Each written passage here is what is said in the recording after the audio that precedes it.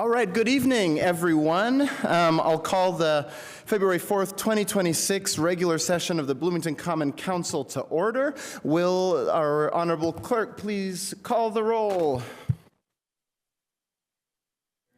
Strasburg? Here. Piedmont Smith? Here. Zulik? Here. Asari? Here. Rallo? Here. Ruff? Here. Rosenbarger? Here. Thank you. All right. This evening's agenda includes reports from council members. It is posted on the doors and online. If you'd like to see it in more detail, there's also a handful of copies on the clerk's desk, but the agenda includes reports from council members and city offices, including a report and discussion regarding the Kirkwood Outdoor Dining Program. There will be a special time during this report for public comment, separate from our 2 sessions of public comment that are usually on the agenda. We will also consider appointments to boards and commissions. We have 2 ordinances for first reading related to boards and commissions and ordinance procedures, and legislation for second reading, including a resolution to rename a council committee and an ordinance amending the Unified Development Ordinance related to affordable housing incentives and payment in lieu provisions. So with that, I'm going to move to the section of approval of our minutes. We have minutes from August 6th, September 30th, and October 8th. Are there any corrections to the minutes? Fantastic. Hearing none, do I have a motion? I move approval of minutes for August 6th, September 30th, and October 8th, 2025. Do I have a second? Thank you very much. There is a motion and a second. Clerk, will you, for us to accept the minutes, will you please call the roll on that motion? Flaherty? Yes. Strasburg? Yes. Piedmont Smith? Yes. Zulik? Yes. Asari? Yes. Rallo? Yes. Ruff? Yes. Rosenbarger? Yes. Thank you. Okay, we're going to move on to reports. Today, I'll try something a little different. I'm sorry to be unusual, but I'll call for reports in 2 rounds. If you have a general report on your activities, the things you've been doing throughout the last couple of weeks, that'll be the first round. Second round of reports for council members if you have any statements, political statements or the like. So we'll start general updates. Are there any updates? Councilmember Zulik. Hello, thank you. I just want to remind all of my council colleagues that we are initiating our new council liaison program for all of our different boards and commissions effective January 1st. So in your interview committees, everyone should be assigned 2 to 3 boards and commissions to serve as the council liaison. And as a reminder, these are the following expectations for that role. 1, every council member should reach out to the chairs and liaisons of their commissions, staff liaisons, at least 3 times per year and attend at least 1 meeting. Interview committees will be responsible for discussing any resolutions or recommendations passed by assigned boards and commissions. And then council member liaisons should apprise board and commission chairs and staff liaisons of any relevant legislation being developed or discussed by council and vice versa. Bonus points, something that I have been doing is I have been going to coffee. I've started going to coffee with different boards and commission members to better learn the one-on-one aspect of different commissioners' experience working with the city of Bloomington and anything that they might be advocating for. So that is the expectations and your bonus points of the day. Thank you. Thank you. Any other updates from council members? Councilmember Strasburg. Thank you.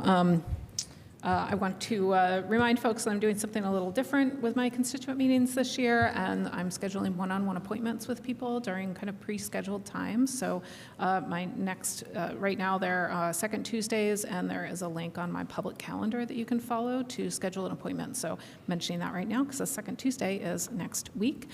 So it's next week between 11:30 and 1, and there are a couple appointment times that have been booked, which I'm excited about.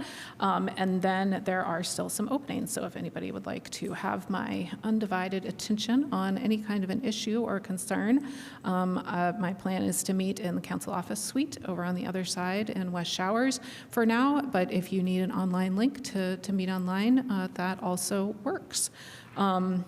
And I guess the other update I'll give folks, we had an MPO meeting last week, and then I've also gotten a couple of constituent comments about work that NDOT is planning along 10th Street, and especially the 10th and Pete Ellis intersection, because NDOT does have a bunch of trees marked that they expect are in the right-of-way, and there is still kind of ongoing conversation right now between NDOT and the city about making sure that those are in the right-of-way, but you can also submit a comment to NDOT if you want to make a comment about those trees getting taken down. Thanks. Tremendous. Any other updates from council members? Seeing none, do any of you have any statements you'd wish to make? And even if you said an update? See? Councilmember Piedmont-Smith.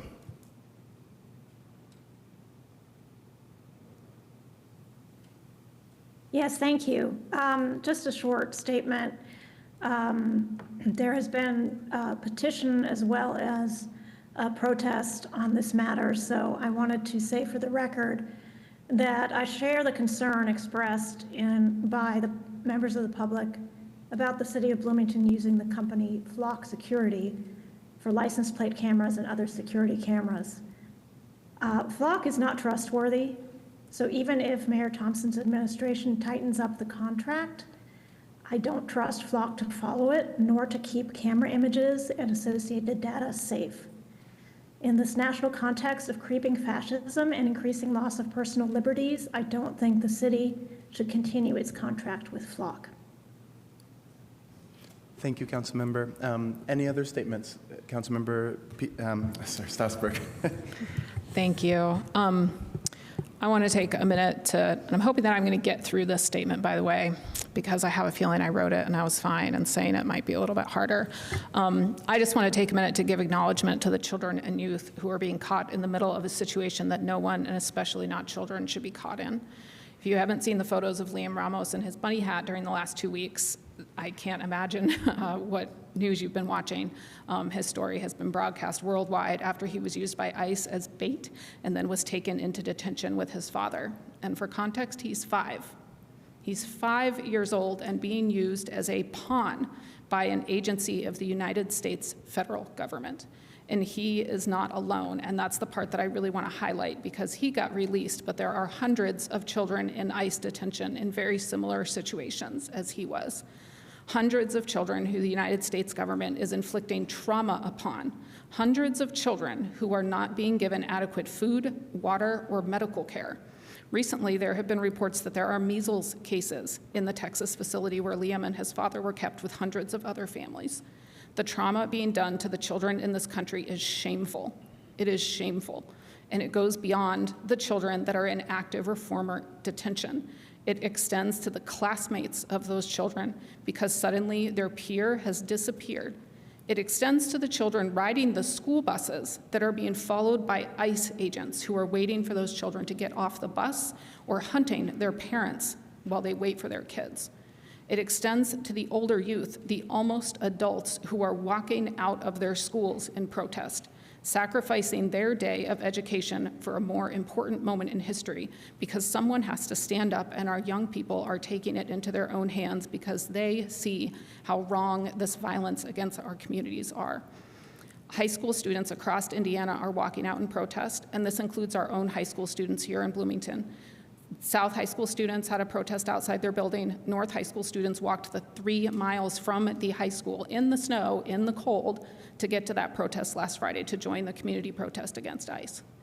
And our kids know that what is happening is wrong, and the least then I can do is speak out from this seat here to acknowledge the trauma that's being imposed upon them and salute our kids for standing strong and being resilient. Thank you. Thank you. Councilmember Zulik. I would also like to note the passing of Representative Lee Hamilton earlier today. For those of you who don't know, I graduated from the Hamilton Luger School, and Lee Hamilton is always someone that I wanted to grow up and be like. So I just want to acknowledge this community's loss, and we've lost a lot of greats in the past couple of weeks, and so I just want to acknowledge that. Thank you. Thank you. Any others? Going once? Going twice. Okay, fantastic. We'll now turn to the Office of the Mayor, and we have today a presentation from the Economic and Sustainable Development Department, our mighty ESD, who are going to talk to us about Kirkwood plans for next year. Take it away. Hi, everyone. Jane Cooper-Smith, Director of Economic and Sustainable Development, to speak with you this evening about the 2026 Outdoor Dining Program. And I'm here with Special Projects Manager Chaz Mottinger, to provide you this update. I want to frame Chaz's presentation with a bit of process information and positioning before passing to her for detail. First off, ESD is leading the communication efforts and the guidelines relating to outdoor dining. However, this is very much a team effort. Public Works, legal, police, parks, fire, engineering, planning, CFRD, and Office of the Mayor have all been engaged in this process, and together the city administration makes this recommendation. Further, the initial approach to this program for 2026, based on communication between the legal teams, was for ESD to simply update the 2026 guidelines for the Board of Public Works. However, it has been determined that the more appropriate way forward is to activate Section 7 of Ordinance 2502, which gives the city engineer the authority to temporarily or permanently suspend all or parts of the outdoor dining program. So the city engineer will submit a statement to council and the Board of Public Works indicating temporary suspension of the Kirkwood closure, part of the outdoor dining program in 2026. And that may happen as early as tomorrow. The city engineer was not able to be here for this presentation tonight, but I'm happy to communicate questions back to him or facilitate that. While there are strong opinions and feelings about the correct way forward, I want to highlight that there is truly a shared vision for Kirkwood. This item tonight is potentially contentious because so many people care about it.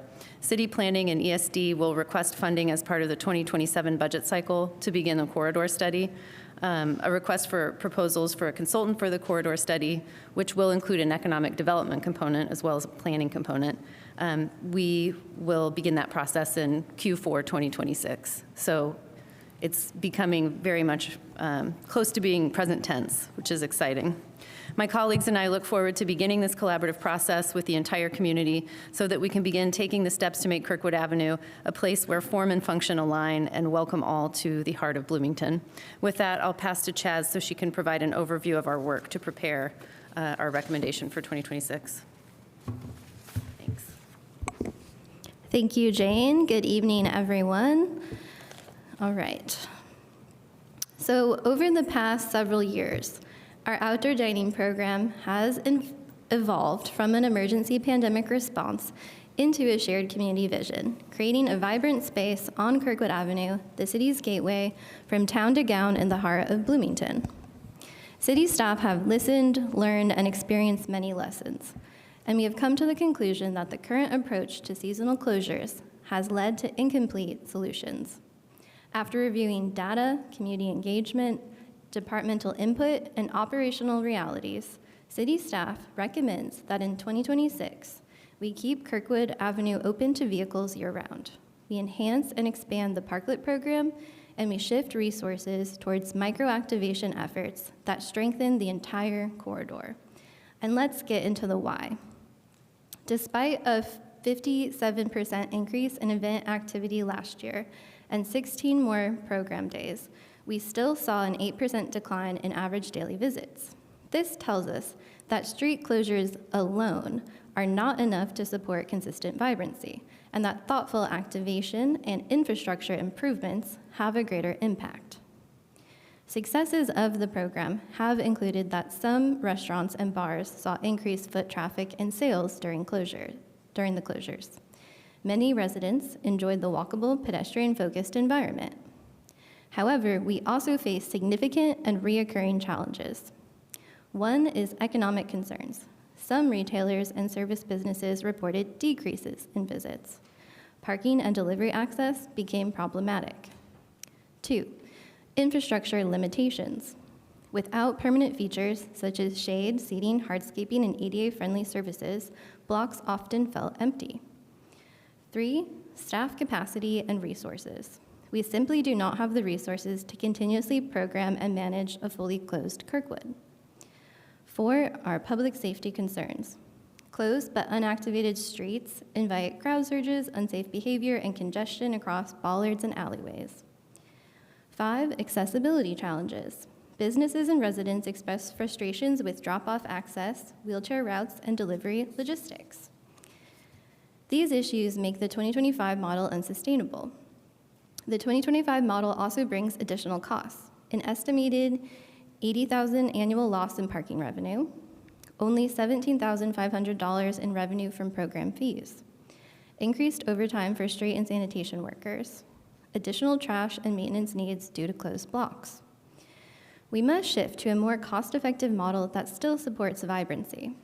For 2026, we are going to focus on the following 3 initiatives, and we're really excited about them too, by the way. 1 is downtown activation. We're going to continue major high-quality festivals such as the Taste of Bloomington and Pride Fest. With the Kirkwood Activation Coordinator Consultant that was funded from the 2026 budget, we're going to add small-scale micro-events. Examples may include art crawls, coffee crawls, scavenger hunts, Instagram challenges, and other business-driven promotions. These drive more long-term economic impact than closures alone. 2, we're going to focus on parklet improvements. We're going to require accessible platforms that are level to the sidewalk. We're going to encourage more greenery, shade, and lighting. We're also going to work on finding long-term solutions to replace orange jersey barriers in the future. And finally, we're going to focus on the long-term planning. We're going to prepare for the 2027 Kirkwood Corridor Study. And this includes, as Jane mentioned, a request for proposals in 2026 and securing funding in the 2027 budget cycle. We're going to use this study to create a comprehensive, community-driven vision for Kirkwood's future. When we're looking at community engagement, feedback highlights include businesses downtown and along Kirkwood are about evenly split between expanding closures and scaling back to parklets. Residents generally support a pedestrian-friendly Kirkwood, but they emphasize the need for more amenities and accessibility measures. Stakeholders such as Downtown Bloomington, Inc., the Chamber of Commerce, and Indiana University are supportive of a well-executed, sustainable approach. Downtown Strategies, the consultant developing the city's downtown action plan, has found that effective major events and targeted micro-programming drive more economic benefit than full street closures. City staff connected with over 50 businesses, over 100 residents, and the work still continues. The vision for Kirkwood is clear: a safe, inclusive, vibrant, and economically strong corridor that reflects Bloomington's identity. We just need a real plan to make it happen. Seasonal closures provide value, but they expose the limitations of temporary infrastructure and limited city resources. In 2026, our focus shifts towards better parklets, stronger activation, and long-range planning that will allow Kirkwood to thrive year-round. We look forward to continuing the engagement with you, council members, and the community as we move into the next phase. Thank you. We're happy to answer questions. All right, council members, if anyone has a question or discussion point is also Councilmember Zulik. Thank you. Thank you for the presentation. I was just wondering, are there plans to close down Kirkwood during home games for IU football?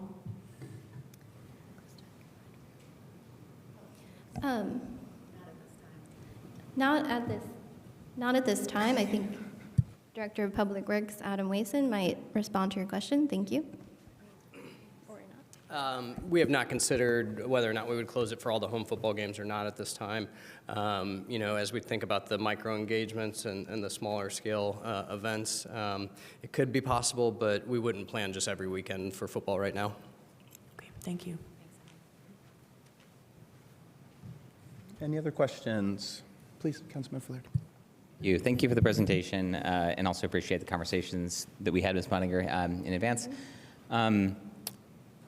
Director Cooper-Smith mentioned, so Ordinance 2025-02 was passed by the council, I think with the express intent of creating some multi-year certainty for the whole community, really, but especially folks who make actual investments in their parklets and in other expansions that might go into this, what is the right-of-way for this, or typically space dedicated to cars. So sharing that as context, Director Cooper-Smith mentioned that they're activating Section 7 of that ordinance, which reads, to start, in cases of emergency, lack of participation, or any other reason that may render the program impractical, the Common Council authorizes the city engineer to permanently or temporarily suspend the program, in part or in whole. And I guess first, just a clarification, so I think I'm understanding that the administration is saying the city engineer has determined one of these reasons to be true, which I guess I'm curious which it is. Is it an emergency? Is it lack of participation? Or is it impractical? And could you elaborate a bit on that, please? Yeah, I mean, so the memo hasn't been submitted yet, so it's not formalized. But Margie's okay if I summarize where we're coming from. So I think we're looking more at the third item where it's rendered impractical. I mean, this body knows better than anyone else that we're working with reduced resources now and going forward. I think we also learned how much in 2025, how many resources, how much time is required to fully activate the corridor. The investments that we made in the downtown strategies consultant, those were actually paid with CREED funds. So we're doing what we can. We have consultant funds that will go to these smaller activations, and we'll request that funding again in 2027. But I think just if you need a single answer, it's generally related to that. But in the draft memo that I saw, the engineer is pointing to the reasons outlined in the memo that was presented by ESD, which I think is multifactorial, so. But it's not engineering reasons, right? Like they're not reasons of engineering design, safety, things like that. The ordinance doesn't require engineering reasons, it says, or any other reason that renders the program impractical. Thanks for your interpretation. Yeah, Thank thanks.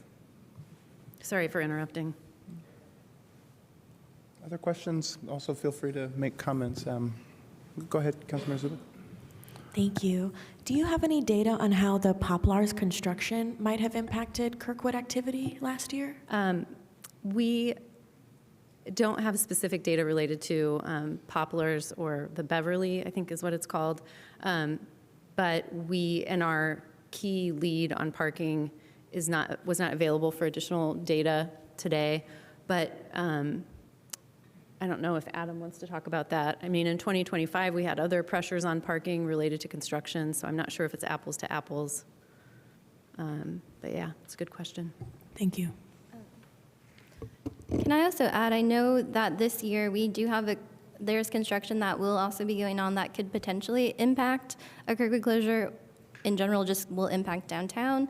So there's going to be a sidewalk maintenance project. Duke Energy is planning some major rerouting on one of their major lines that feeds into IU. And again, with the continued Beverly project and also the CVS project, or better known as the 115 East Kirkwood project as well, that these are all things to consider when we look at this, that they will impact people downtown. Thank you.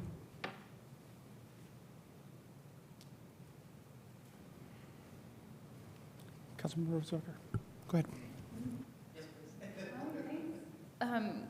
Can you tell me why the administration decided to study this when last year we decided we would keep it open, and I think so many businesses on Kirkwood invested not in the parklets but in their outdoor dining space because we basically promised that we would keep it open for a number of years? I think that study, which you put in air quotes, is really just part of our due diligence for working on the guidelines and the guideline updates. Yeah, I mean, I think it's that simple. Just, it's part of our practice.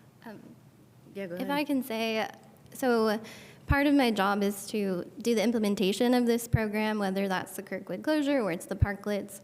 So I work with a lot of people. As we mentioned before, when we're doing this, it's a team effort. It's literally everyone, every department at the city. And these problems have been brought up in the past, a couple years, but really, especially shout out to our wonderful, she's been here a year, the Public Works Special Projects Manager, Cassie. We've just been able to understand better how this program works, what the implementation successes and challenges are. So, and thanks to also the council, and when we presented before, we've really had a better understanding of what the city can and can't do. What are the actual operational realities? So that goes into it. Talking with people constantly, doing our due diligence as public servants, and listening not to just the largest voices or the loudest voices, but all the voices. People still struggle with accessibility, they struggle with deliveries, they struggle with all these other things. So we're looking at the full picture, and these things just get brought to light. And so we are listening to the community, to our colleagues, to people with these struggles, and also with their successes with this program. And it just gets brought up. So for the past year since this happened, unfortunately, you know, we have to deal with it when we hear these things. Unless there's any objection from council members, I'd like to extend this time by 20 minutes. Is that okay? Seeing none. Councilmember Rosenberger, you want to continue?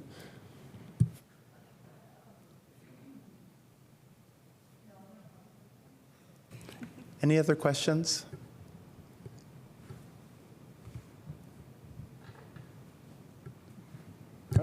Go ahead. Question for staff. It's sort of a procedural question.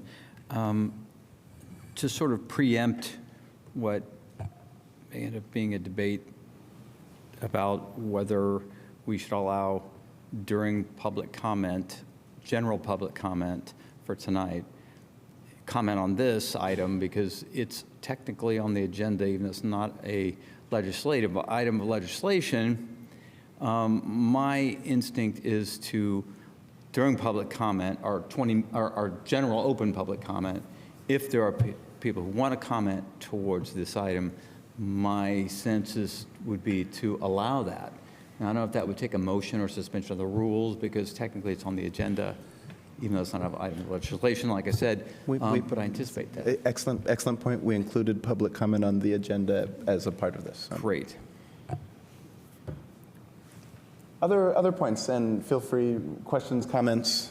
Otherwise, we can go to public comment if we'd like. Yes, Councilor Flaherty. Comment. I do find this concerning. If the purpose of Ordinance 2502 was simply, if the administration reaches a different policy conclusion for any reason, they can go back on the ordinance, then there was no purpose in passing it in the first place. At least implicit in that to me, in imbuing the city engineer with authority in emergencies and other situations to suspend it, there's some presumption that it's not just the administration reached a different conclusion than the council. So that's just how I feel about it, I guess. And even if it doesn't violate the letter of the ordinance, it certainly violates the spirit in my mind. And that's not the first time that's happened under the Mayor Thompson administration. And the type of pattern that emerges makes it hard to trust when we are developing legislation, when we're passing budgets, those types of things. So to me, this is yet another data point on a larger picture, and it's disappointing. And I appreciate the work that's gone into it. I appreciate the outreach. I appreciate the creative solutions that are being proposed. To me, that's all both and, though, and it doesn't get around the problematic aspect with respect to the legislation the council passed last year. Yeah. Thank you. Thank you. If you go ahead. I will just piggyback on that. I did meet with our council attorneys about the legislation because I was very confused about this memo coming out with a recommendation to stop the outdoor dining program in Kirkwood. And the ordinance explicitly gives authority to our city engineer, and that is for the engineer to make decisions based on his expertise. This decision is not based on any work that the engineer does. And I spoke to our city engineer last week, and he had stayed out of this. So he knew a little bit about what was going on, but was definitely not a part of this decision. And this memo came out much before he is now deciding that it is impractical. And I think the ordinance is clear that in section, I think 3, city staff has the authority, or not authority, but city staff is tasked with writing the guidelines, and the guidelines are to put into place how this program will be implemented. And it doesn't give city staff the authority to stop part of this program. Like, that is the city engineer, and like the intent, if you watched the meeting from last year, of that was for construction, street closures, because we had the Indiana Avenue street closure last year. And so I am so disappointed that this is how this is going. I know I went to one meeting with city staff about this, but I found that the decision was already made before I even had my meeting, which was also disappointing to me. And I don't know if any kind of public outreach happened here or not. I've really only heard about a few anecdotes about negative things that people think about this program, when I mostly hear positive things from members of our community.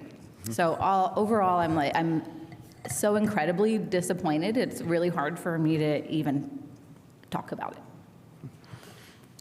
Could I ask a question on that note? Do we receive more legislation at some point to confirm your intentions for this year? How do you view it as progressing from the meeting today? The legislation, the guidelines need to be updated via the Board of Public Works. And it looks to me like via Section 7, the engineer needs to notify council, needs to notify businesses 14 days in advance of any suspension of the program, and then council needs to be reported to about the reasons within 45 days of that suspension. Backing the frame up just a little bit, I am just listening deeply to the feedback from council members Flaherty and Rosenbarger, and I think maybe what might help is just the reason this is coming up is because this team feels so strongly that the implementation of the program did not match the intent of the program. So I think that's why this is coming before you, and it is not intended to be underhanded. And in fact, the Section 7 activation is really because it seems like that's more aligned with what the rule states. So I don't know. I just wanted to offer that context and then just say I'm hearing you. All right, if there's no other comments, Councilmember Piedmont-Smith, do you have a comment? I'm sorry if I might have missed your hand if it went up. Okay, in which case I'll move to a session of public comment now. Same general rules. If you can state your name at the microphone or some alias, that would be great. Make sure you sign in, and you have 3 minutes. We'd love to hear from you. And for those online, if you're wanting to make public comment directly about the Kirkwood program, you can raise your hand and we will acknowledge you in turn. We'll start in council. Go ahead. Excuse me, is this for items on the agenda or not on the agenda? This is specifically for this thing about Kirkwood, and then we're going to have a second session of public comment after this. Okay, Yes, then it's ma'am. not me. You're next. I signed in first, right?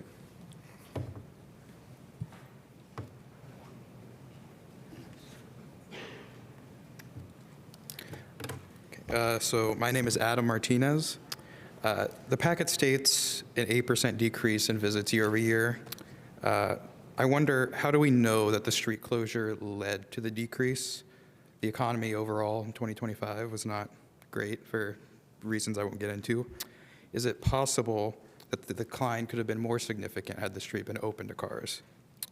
The closure of Kirkwood to vehicle traffic is a major reason that many residents, myself included, visit downtown in the summer. When I'm sharing drinks with friends, I want to hear their voices, not the roar of internal combustion engines and the squeaking of unlubricated brakes. I want my lungs to be filled with the smells of tacos and teriyaki, not gasoline fumes and microscopic bits of rubber from car tires. I understand the program has presented some logistical challenges, but we should view this as an opportunity to improve it rather than justification to regress. These problems are solvable. The city should look towards other successful efforts to pedestrianize There's Pike Place in Seattle, 34th Avenue in Queens. They show that restricting private vehicle access is possible, and it leads to communities that are more connected, more vibrant, and more economically productive. Kirkwood's pedestrianization should be a starting point and not the end of the road. I ask the government to make an example of Bloomington to show our state and our country that we're not afraid of bold, progressive action that improves the lives of our residents. Thank you. Next in Council Chambers. Hi, my name is Nathan Petrie, and I didn't prepare anything. I just came and wanted to listen to what you guys had to say, and then would say something if I thought it necessary. And I just wanted to start out by saying I only heard about this 2 days ago. So to Councilwoman Rosenbarger's point, I did not, I thought, oh, Kirkwood's going to be closed again this summer. Great, that's cool. I liked it last summer. And then, I just saw on Facebook, and I follow, all of Bloomington's pages, and just saw, oh, we're going to close it. Here's why. If you want to talk about it, you can come to the city council meeting. So in 2 days, or 1 day. I don't know if it was that long ago. But and then second point is, I drive for Uber on the some nights, and I'm sure you guys would know that Kirkwood and Dunn is a very, very busy intersection, and the street closure does nothing but help me when I'm dropping students off at the bars, or residents off at the bars at that intersection, because right now it's open again, and that stop sign is extremely busy, and students walking everywhere. You can't really tell when you can go, and it was way simpler when it was just done and it's straight on. So I just like to speak to the safety concern of dropping people off at those bars, and people patronizing those areas, and that that could just use some work in general. But speaking strictly to Kirkwood, I would almost wonder if we could, instead of doing a full closure, do those partial closures like you guys were doing, in the fall, instead of the entire thing. So that would be another point I'd like to bring up. So, yeah, thank you. Thank you. Next in Council Chambers. Hi, my name is Matt Gleason. I heard about this today as well, and I feel strongly about it, so I want to make some comments. I would like to challenge the idea that the economic decline was because of the closing. Like Adam said, there's a lot of other factors between 2024 and 2025 that led to decline in middle class spending power that I would attribute that to. Difficult access for DoorDash drivers and ride shares was cited as a reason for giving up on this program, but I think we should be prioritizing pedestrian safety over those uses. I'd also question whether opening and closing the corridor throughout the season would cause more strain on city resources to bring out those bollards, take them away over and over again. Limited infrastructure, including shade and tables, was cited as a reason to quit this program, but they were taken away due to undesired activity, is the quote.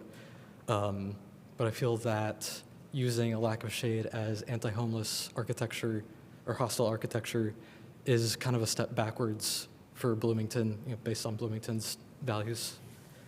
And so in my opinion, I think keeping Kirkwood open closed to traffic, open to pedestrians, would be great for the city's public space. There's not many places that people can just exist or stay for free in the city, and this is one of them, and I think it should stay that way. Thanks. Thank you. Next in Council Chambers. Hi, my name is Greg Alexander. What's killing Kirkwood is delivery drivers. It's not very subtle. They're funneling money into .coms. It's a fee on top of what we're supposed to be paying to our restaurants. They're making a mess of our traffic. They are incentivizing people to eat far from their homes without thinking about it, without being aware of it, when we have so many people that live downtown and so many restaurants downtown. Allowing more drivers on Kirkwood will only hasten that decline. Increasing car priority doesn't solve the problems that we have. That's kind of just a really depressing thing to have to say still. But regarding the possibility of a Kirkwood corridor study, you guys need to understand the history of these corridor studies. This body authorized one in 2019, and it took 4 years, and then in 2023, the study finally was funded and completed, and that was now 2 years ago, a solid 2 years ago. And we haven't seen any fruit of that. In fact, we've doubled down on the expenditure at the same time as it's become really clear that the mayor is simply going to decide based on her own opinions. And you should be real skeptical about claims of a future Kirkwood corridor study. We've established a pattern of spending money and then ignoring the consultants. If the mayor is going to decide regardless of what the consultant says, we can save that money. And if the mayor is going to decide regardless of what you guys say, why are you wasting my time? Thank you. Thank you. Another in council chambers.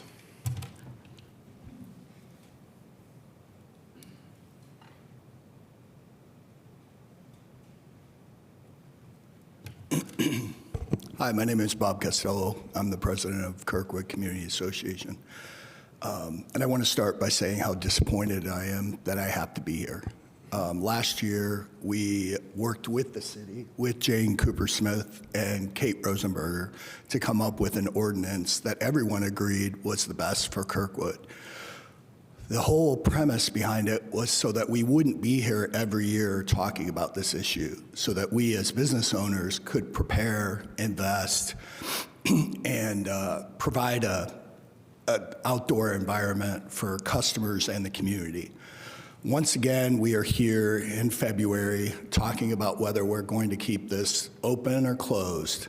And I feel like it was disingenuous of the city administration to enter into that agreement last year, only to come here this year with engineering issues that they think they need to implement in order to close the city or close the street. We sent, KCA sent you a rebuttal to their memo. We never received a memo from the city prior to this meeting. We did receive a phone call last week on Thursday to talk about it. I guess that was the way to be inclusive prior to this meeting. But I don't feel like we're working well together. And I think that if the city is going to close Kirkwood for construction issues and sidewalks, if we think about that for a moment, they're also talking about doing a study about closing Kirkwood to pedestrian, to vehicular traffic. So do we want to invest money in fixing sidewalks, changing them, doing construction on the street if in the 2 years we're going to close the street to vehicular traffic and take the sidewalks out and make them curbless? So I kind of question the reasoning behind closing the street, and I don't really have much more to say except for the utter disappointment in having to be here and spend more time talking about an issue that I thought was resolved. Thanks for your time. Thank you. We have another comment in council chambers, and then we'll move to folks online.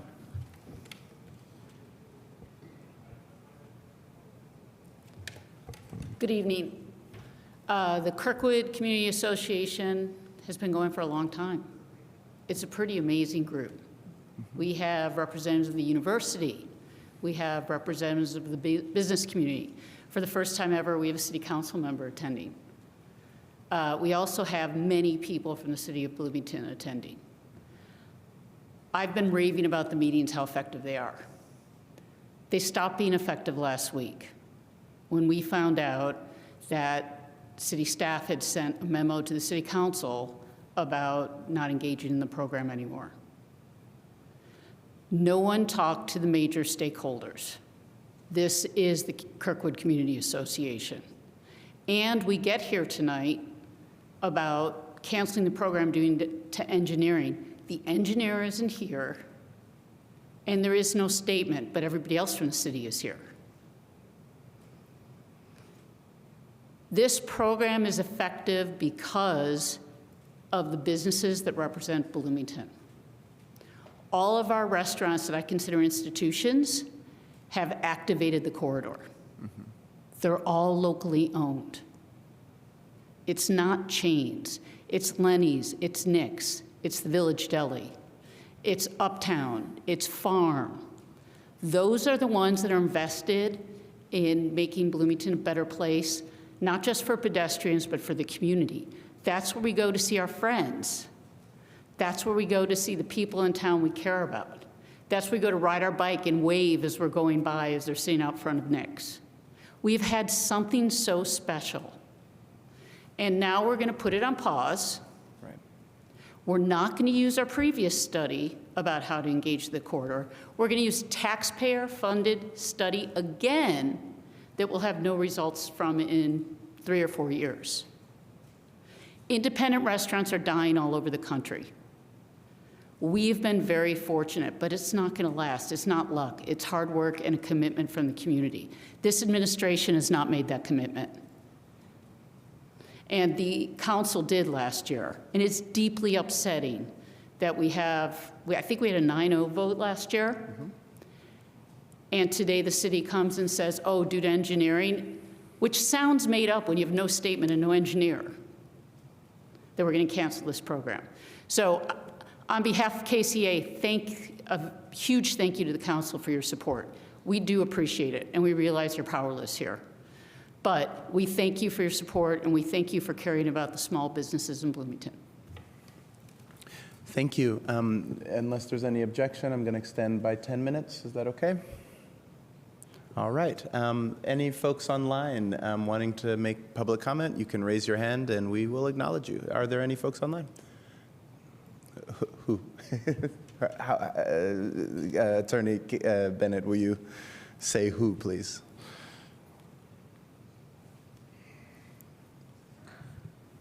Hello. Oh, sorry. Is someone speaking? We can hear you, albeit faintly. Okay. Hello, I'm Colin Nielsen. I've spoken before about this issue about permanently closing Kirkwood to vehicular traffic. I just wanted to say that I think it is interesting that there was a decline in foot traffic despite the increase in events during 2025. I would hesitate to, I think the administration could be making a mistake of mistaking a hypothesis for a fact and kind of reaching a conclusion immediately, identifying one difference between 2024 and 2025 and then coming to the conclusion that that is the reason why there was a decline in foot traffic, when there could be other possible reasons. I think it would be difficult for the city to try to identify all of those reasons. It could be general trends, like was suggested by other speakers, general economic trends. But still, I think there, without a doubt, Kirkwood is more enjoyable to visit as a pedestrian when there is no vehicular traffic. And I enjoy it, my friends enjoy it, and my family enjoy it when we make the visit. And I think that it would be a shame to get rid of the corridor, to get rid of the pedestrianization, at least up until a corridor study could be completed. Because as has been pointed out, these corridor studies take several years. So I would hate to wait for up until 2030 until something finally comes out. And I think with the corridor study, there should eventually, I would hope that it would be able to identify an optimal solution for all of these issues that the administration pointed out. But right now, I think it would be beneficial to continue this program, at least for another year, to see if 2025's numbers were just a fluke, or if, so thank you. Thank you. Are there other commenters online? All right, next person up. Yeah, thanks for the time. Galen Cassidy here, one of the owners of Uptown Cafe, so obviously a big participant in this program. And I know this is tough for everyone. It's hard to know what you want. It's hard to change with anything. And I definitely think it doesn't make sense necessarily on every block, but like this ordinance has been written, I think the city engineer should determine that based on whatever's going on in that specific season at the time. I do think there's a lot of opportunity for Kirkwood in the future, and I'm glad to know there's a corridor study. I'm just worried that, like some other commenters have mentioned, that this is ultimately just going to be a bunch of time and money with nowhere to go. I think we need this experience now to know what we want to do with this space in the future when we do have the ability to maybe make some infrastructure changes that could really make it a beautiful place. Kirkwood is obviously a jewel in this town. And I just think that opportunity for a pedestrian-friendly Kirkwood in the future I'm optimistic about it. If we can accomplish it, if we set deadlines and we carve out budgets and we go into it with an intention that we actually want to make a change. But I think too many times in the past has been the experience with this city, many administrations. We've just kind of set these lofty goals, but they just end up being that, and we never really try to tackle it. So. I think an infrastructure change to Kirkwood, maybe it doesn't mean a complete road closure, but it's some kind of conversion that is much more friendly to pedestrians. Safety is at the forefront as well, and I'm just optimistic for that. So again, thank you for the time, and appreciate your consideration. Thank you so much. Do we have another commenter? That's all the folks online. Is there anybody else in the room? Yeah, please.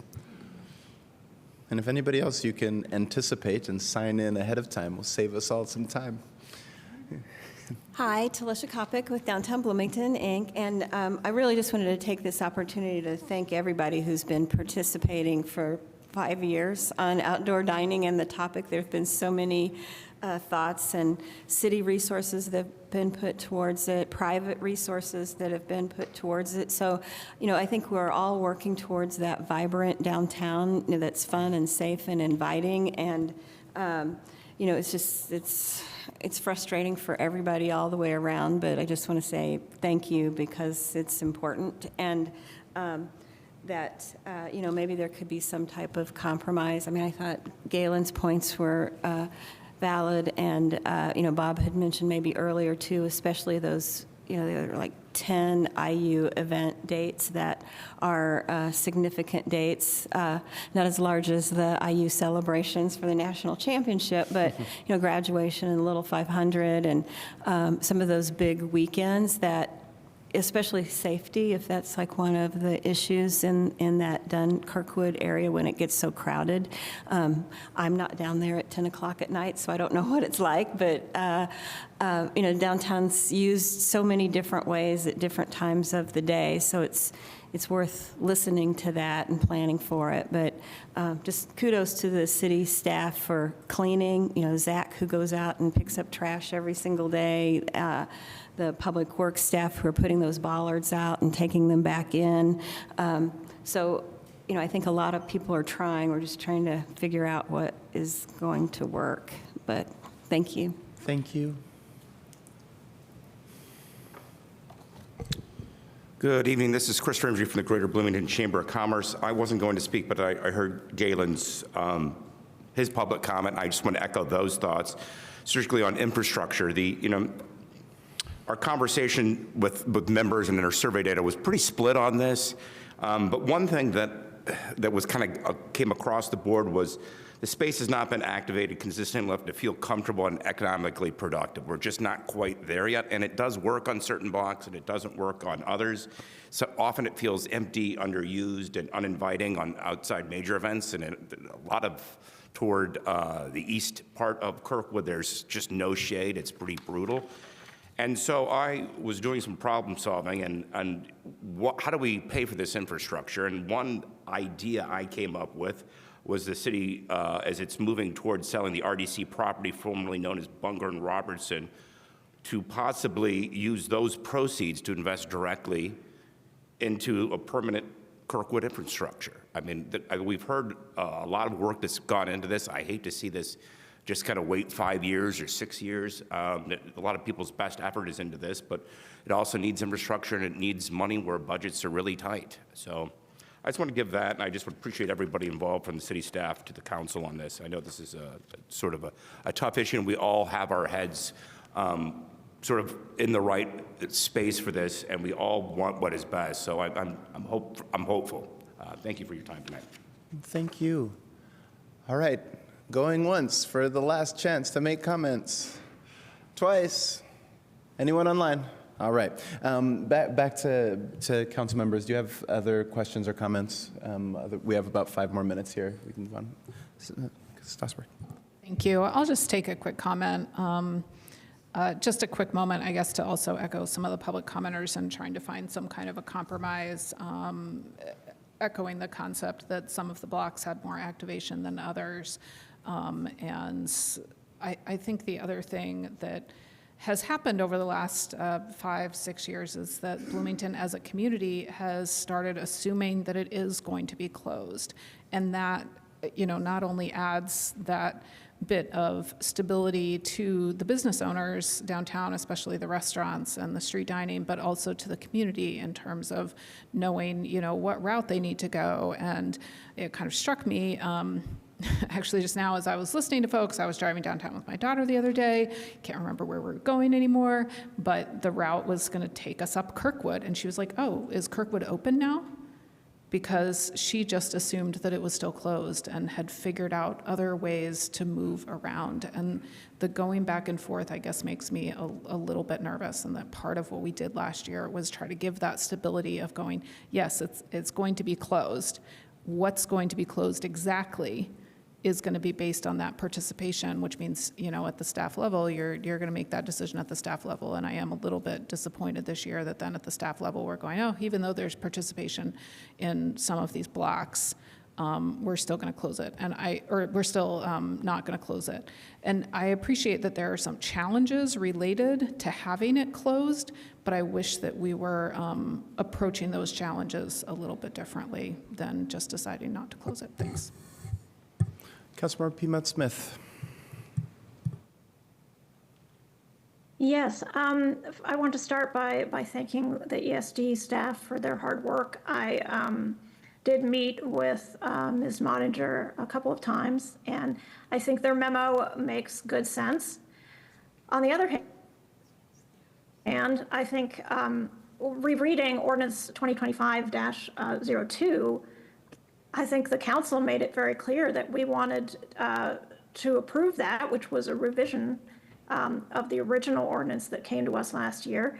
And we wanted to approve it because we wanted to give the businesses some stability, at least for the foreseeable future, to allow the investments that they made last year in the outdoor dining and to be able to plan ahead.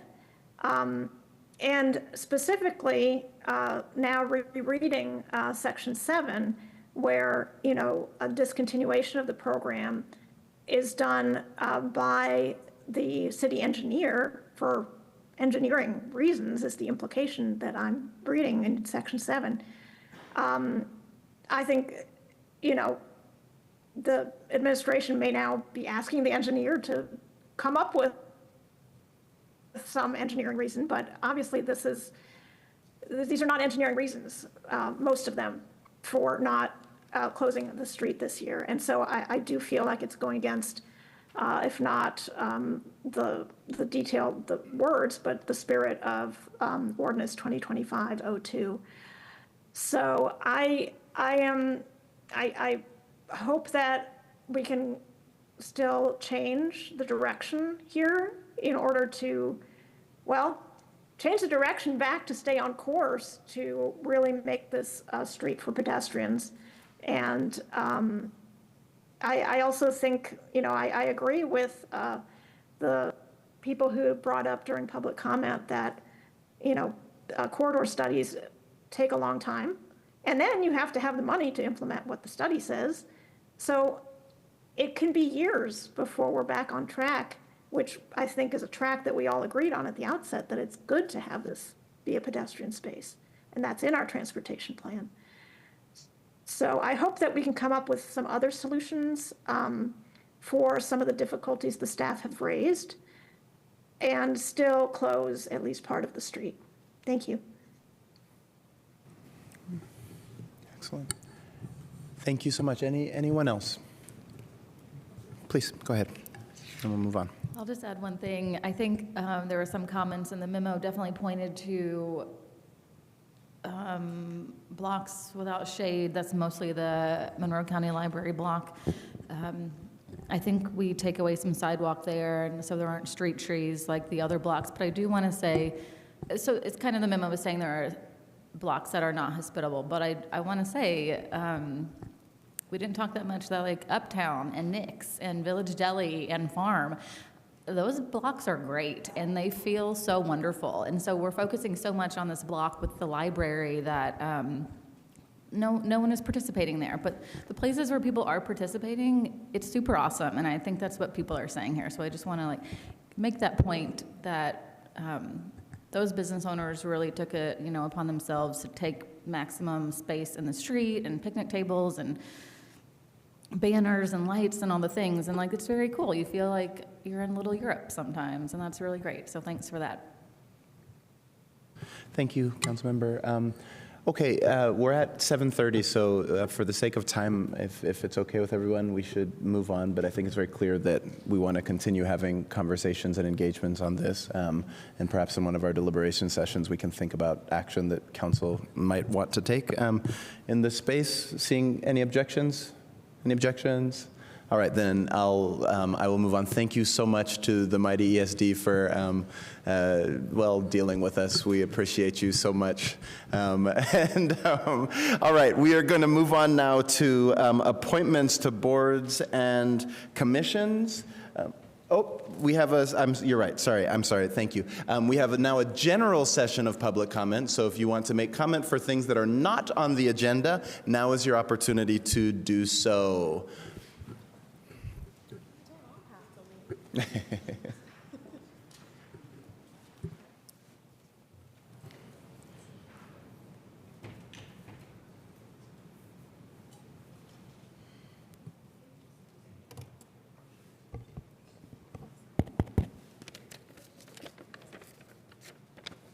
Go ahead. Thank you. My name is Susan Brackney. When you ran for city council, I'm guessing that you didn't expect that you'd be serving in the middle of an authoritarian takeover of our democracy. But you are. Fascism is here. If you haven't already acknowledged this reality and considered what it may mean for you as a council and as individuals, I urge you to do so. I hope you'll meet with one another and with other local officials to plan for scenarios that could happen here as bad actors continue to try to consolidate their power from fed to state to here. For instance, what if ICE or DHS sends their masked squads to protect our polling places during the upcoming midterm elections? Will the BPD, IUPD, Monroe County Sheriff's Department cooperate with the masked agents, or will they protect us? Have our law enforcement officials worked through these kinds of scenarios for themselves internally? What about ICE coming into area schools and businesses? No identification, no proper warrant signed by a judge. Some folks at the state level appear to be fine with this. They may even pass a law requiring schools to turn kids over to ICE. What do? Capitulate? Fight back? If you fight back, what does that look like? What support do you need from the rest of us in order to fight back? How about this one? The DOJ is being used to pursue political enemies and chill free speech. What will the local prosecutor do if pressured to bring charges against poll workers, local journalists, or opposition party leaders? What's the plan? Capitulate or fight back? This last one is not simply a thought exercise. What about partnering with Flock Security at a time when our First and Fourth Amendment rights are being trampled upon? Why would we trust anyone at this point while our data are being weaponized and used against us? This plays right into authoritarian rule and is simply a non-starter. I'll leave you with this. Where are your personal and professional red lines? And what will you do if or when you're asked to cross them? We're counting on you to stand up and have courage in the face of fascism so that we can too. Thank you. Thank you. Others in chambers? Weren't you in line first? Okay, I think he was here first. Okay. Back for an encore. Thank you, Mr. President. This is Chris Termgy from the Greater Bloomington Chamber of Commerce. Tonight, I'm going to be representing our 911 businesses. Let's talk about identity, momentum, and what happens when a city invests in its future with intention. Last month, our community erupted when IU won a national championship out of nowhere. But that moment revealed something bigger than a trophy. It showed what Bloomington becomes when the whole city rallies, when pride turns into momentum, when our collective story lifts everyone. It's not just about athletics then. It's about what we're capable of when we choose growth over complacency, unity over drift, purpose over futility. As I was in my 18th interview on what the football team success means to the economy, I started thinking things a little bit bigger and wrote in our Advocacy Matters post, I begged the question, if we harness that same energy, the belief, the cohesion, the narrative power of IU football across everything we build here, what would happen? I believe it's not just a good question, it's the right question at the right moment. Earlier tonight, I was at the exciting economic vehicle known as Amplify Bloomington, its kickoff, led by John Fernandez, and that message was sharp and it was urgent. Bloomington already has extraordinary assets. Our job is to align them, invest in them. But championships and branding don't sustain a city. Livability does.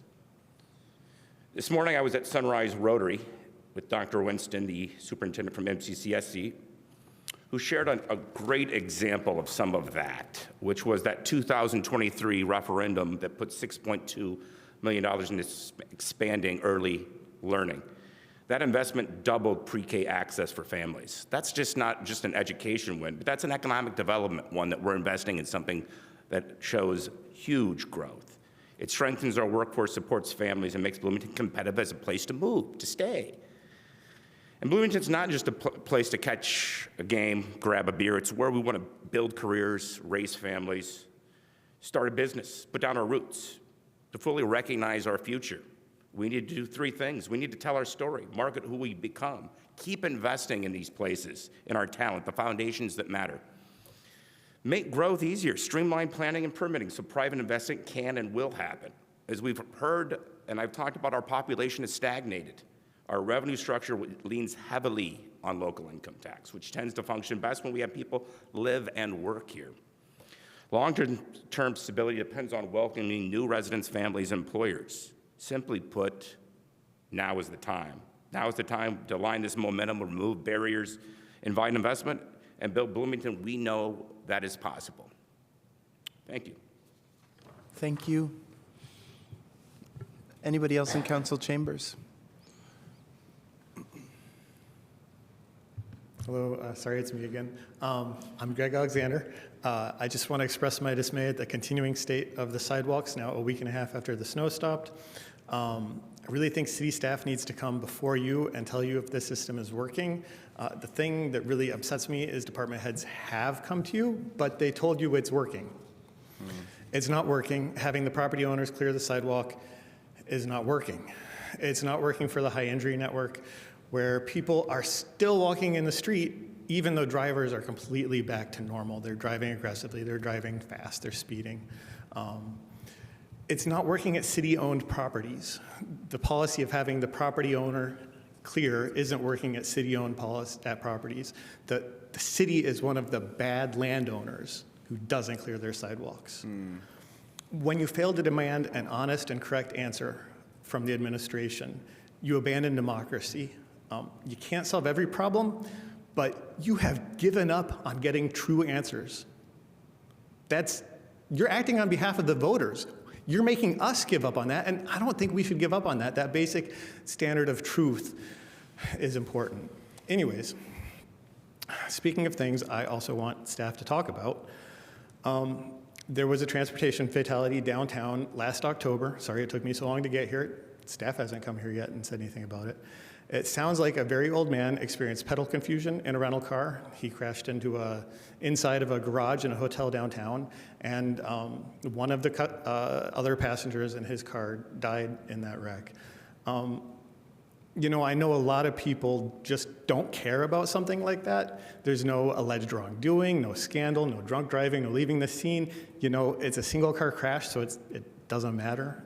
I don't think that way at all. I think that death matters. I think someone paid with their life to teach us a lesson, and we have to listen. I really think staff should come to you every time somebody dies in transportation. So the administration is convinced that bringing cars downtown, especially for tourists, is the solution to all of our economic problems. And I can't tell you what that's true or not, but they will suffer this kind of mishap. This happens, you know, and we know it happens. It's a cost. And you guys hear from a cohort that is convinced that as they age, the secret to mobility is going to be their cars. And we all know eventually you have to take away grandpa's keys. Like, there's a huge consequence when you have someone who is losing their acuity, losing their reaction time, losing their awareness, and they're still driving. So those are costs that I think you guys need to be aware about and need to explicitly acknowledge. It doesn't tell you what you ought to do, but we need an accurate and honest accounting of where we're at. Thanks. Thank you. Do we have any comments online? All right. Okay, first person, take it away. Hello, am I live? Yes, you are. We can hear you. Greg stole my thunder. I would like to draw your attention to the recent large snowstorm also, because I think 1 foot of snow exposed some glaring disparities in how the city treats different groups. And by the way, my name is Paul Rousseau. I should have said that. In my view, 2 classes of citizens emerged: those who are transported through public space within private motor vehicles and those who are not. Snow stopped falling shortly before sunset on Sunday. The overwhelming majority of city streets were cleared by sunset on Monday. Parking lots were cleared in the first few days. In sharp contrast, public sidewalks remained buried under packed snow and ice for several days. As I speak, 11 days after the storm, there are still many sidewalks that were never touched and are simply treacherous for most people over 30 years of age. I sent all of you in the council about an hour ago an email, so you can see the pictures for yourself, or at least a dozen of them that I took. If Bloomington wants to claim to be a community, and particularly one that is equitable, this situation must change. In my view, the city must become more responsive to the needs of pedestrians. I would recommend greater flexibility to find new solutions in a world of increasingly unpredictable climate. I see 3 areas of improvement that could be made: enforcement, education, and personnel. But I'm not an expert at all. I don't claim to be. But we clearly need to come up with creative solutions. First of all, I've been mostly impressed by the performance of the compliance officers with housing and neighborhood development.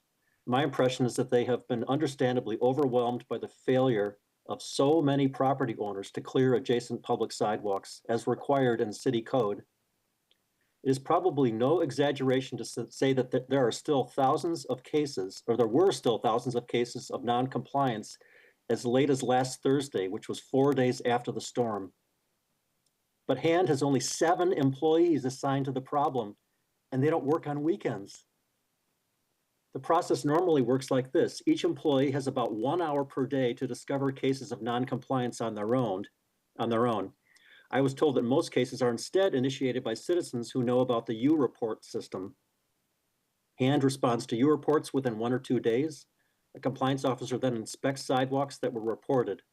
If a violation is verified, then the property owner is usually warned. This is usually 2 days after somebody in the public got out there and notified them. If the violation persists, more days go by until an officer again has time to inspect the site or until another U report is received. Then the compliance officer visits the site again and issues a ticket, finally, for a mere $50. To understand how ineffective this enforcement is, your consider that for time, most sir. properties, the cost of removing the snow would exceed $50 if someone had to be hired for the task. Sorry, Paul. So as I mentioned last month, the fine schedule in the city code is out of date. With more time, I could have shared other ideas with regard to education and personnel flexibility. Paul, thank you so much. That was your time. Thank you. Thank you. We have another commenter online.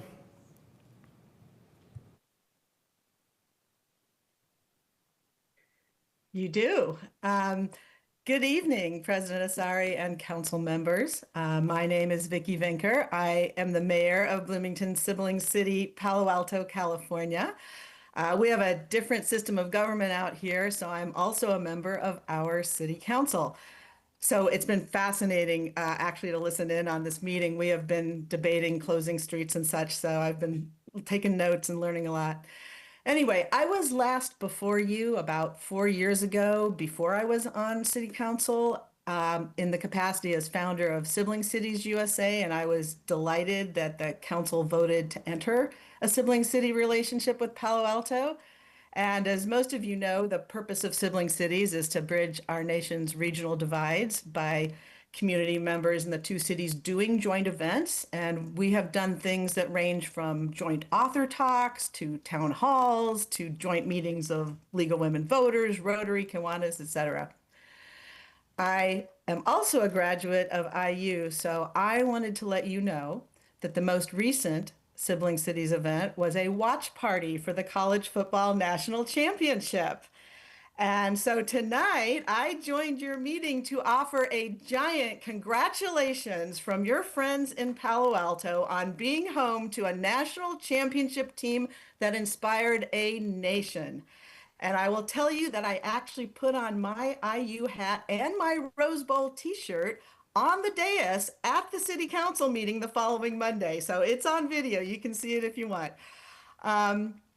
Also, I wanted to let you know that the Sibling Cities team is working on bringing a group of Palo Altans to visit Bloomington, probably in October, but sometime in the fall. So I intend to come. There will be some Rotary friends and more.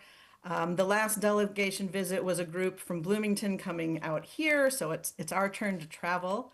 And I know you can't engage in colloquy with public commenters, so I'll look forward to following up with all of you offline, but I would love to see you then. So congratulations again on the national championship.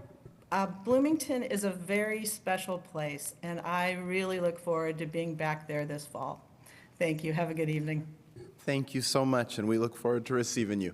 All right, we are now moving on to appointments to boards and commissions. If we could, we can just go team by team, list all of the people that you have, and then we can, if there's any discussion or questions, we can do that, and then make hopefully just one motion to save some time. So Team A, I think Councilmember Strasburg.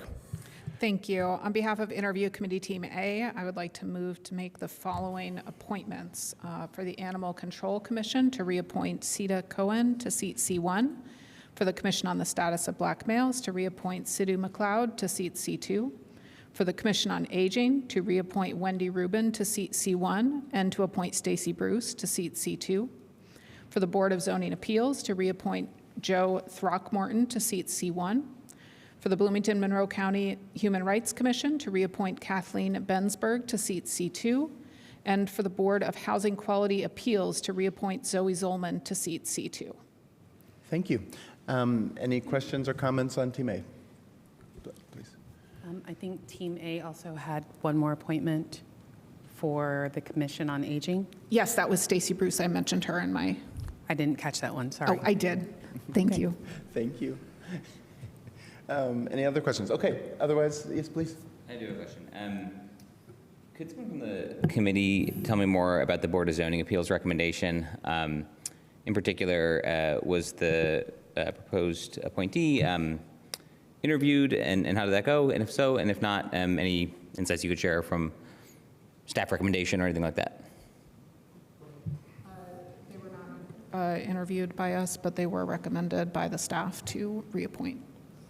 Did the, so I think it was last summer, actually beyond summer, there was a long period of time where there was a duplex that was proposed as a conditional use that was pending before the Board of Zoning Appeals for like many meetings. They had some quorum issues, but it was also sort of held up on the basis of some board members sort of not agreeing with the staff recommendation, but also failing to come up with their own set of recommendations, led to like 6 months of delay for the home builder.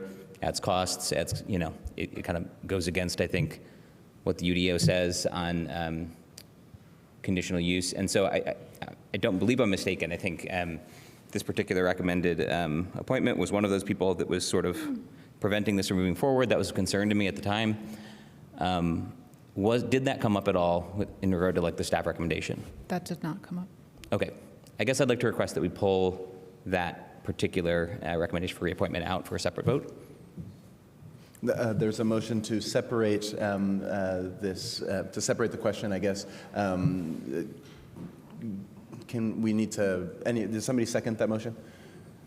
Well, nobody seconded my original motion, so should I just make my original one again? Yeah, I mean, because I asked that we do them sort of as a batch, so, but can you remove that one? Are you okay to remove it and we can consider that separately? Yeah, that's fine. Okay.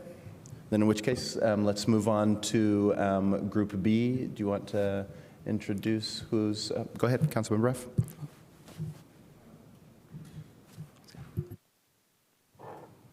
The Digital Underground Advisory Committee, reappoint Andy Coop to seat C2. Commission on the Status of Women, to reappoint C.C. Swalling to seat C1, Shayla George to seat C2, and Patty Moon to seat C3. For the Dr. Martin Luther King Jr. Birthday Celebration Commission, to reappoint James Sanders to seat C2. For the Community Advisory on Public Safety Commission, to appoint Michael Burton to seat C2, to reappoint Sharon Weinschelbaum to seat C3, and reappoint Karshan Nair to seat C5. For the Environmental Commission, to reappoint Mitchell Owen to seat C3, and to reappoint Shannon Gake to seat C4. For the Utility Service Board, to reappoint Megan Parmenter to seat C1. Okay. Any questions or comments on that list? Objections? Okay. Seeing none, Team C. Move for the Redevelopment Commission to reappoint Randy Cassidy to seat C1 and reappoint Deborah Meyerson to seat C2. For the Commission on the Hispanic and Latina Affairs, to appoint Denora Sapp to seat C1 and reappoint Maria Puscama to seat C4. For the Commission on Sustainability, appoint Christopher Miles to seat C4 and reappoint Zachary Ammerman, to seat C5, and for the Commission on the Status of Children and Youth, to reappoint Joseph Shing to seat C2, and to appoint Triana Moten to seat C4. Any comments, questions, objections? Okay, I'm seeing none. Is there a motion for the three lists that are without objection, and then we can deal with the one with objection? So moved. So somebody needs to second? Is somebody moved that we adopt those three lists? I move that all three interview committee team recommendations be approved. Second. All right, there's a motion and a second. Will the clerk please call the roll?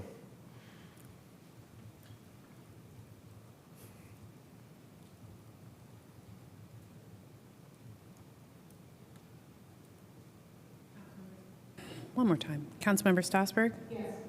Piedmont Smith? Yes. Zulik? Yes. Asari? Yes. Rallo? Yes. Ruff? Yes. Rosenbarger?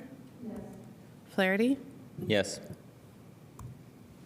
That motion passes 9-0. I'm sorry, 8-0, sorry. The one person, the BZA appointment, is there a motion there?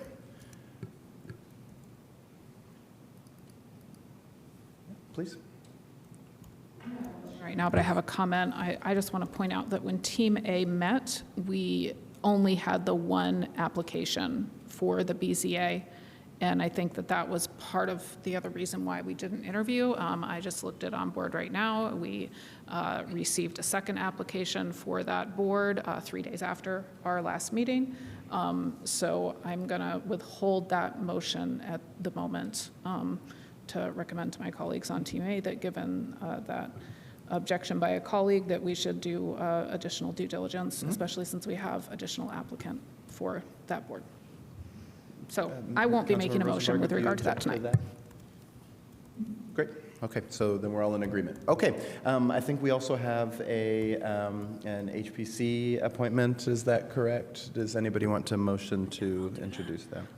I move that for the Historic Preservation Commission to appoint Jeff Golden to seat M4, Karen Duffy to seat M7, John Butler to seat M8, and Abby Hansen to seat M9.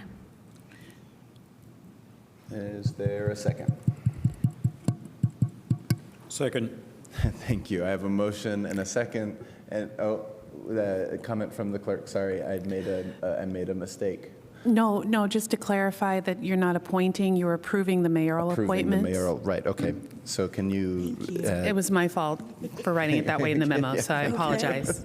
I move that the Bloomington Common Council approve the mayoral appointment recommendations to appoint Jeff Golden to seat M4, Karen Duffy to seat M7, John Butler to seat M8, and Abby Hansen to seat M9. All right, there's a motion and a second. Any discussion? Comments? Go ahead. I will just say that the outgoing chair, Sam DeSolar, was not reappointed, and I would just like to thank him for his many, many years of service to the Historic Preservation Commission and say that I had a really, really lovely time working with him, especially when we were putting together the council HPC joint discussion meeting. So thank you to Sam for his service. Excellent, thank you. Any others? All right, will the clerk please call the roll on that motion? Yes, and thank you. Councilmember Piedmont Smith? Yes. Zulik? Yes. Asari? Yes. Rallo? Yes. Ruff? Yes. Rosenbarger? Yes. Flaherty? Yes. Strasburg? Yes. Thank you. Fantastic, yay. Oh, we did it. Now, unless I'm wrong, we are moving now to legislation for first readings. Are there any motions? Yes, Mr. President, I would like to move that ordinance 2026-04 be introduced and read by the clerk by title and synopsis only. There's a motion and a second. Will the clerk please call the roll?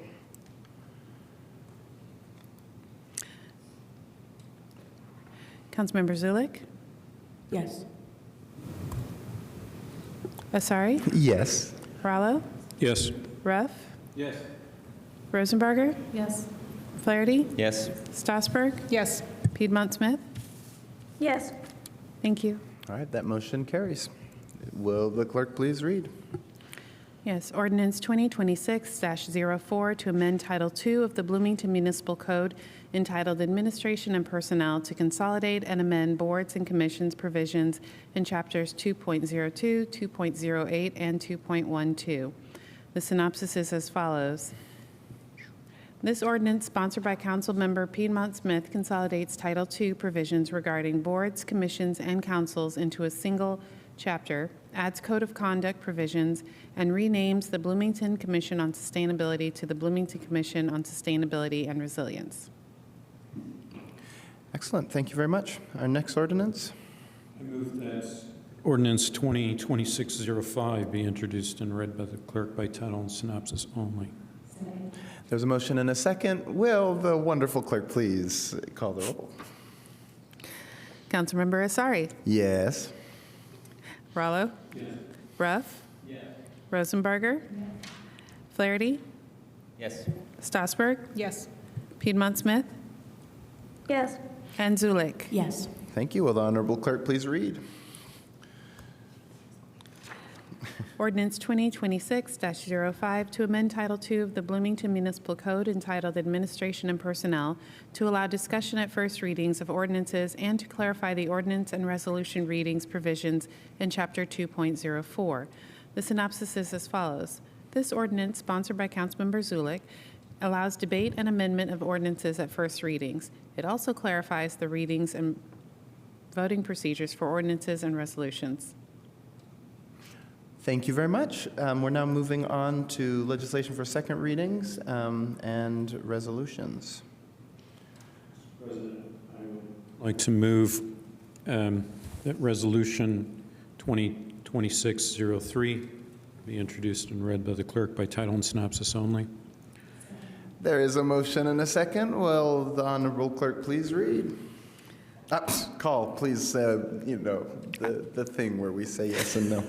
Call the roll. I'm there. Thank you. Councilmember Rallo? Yes.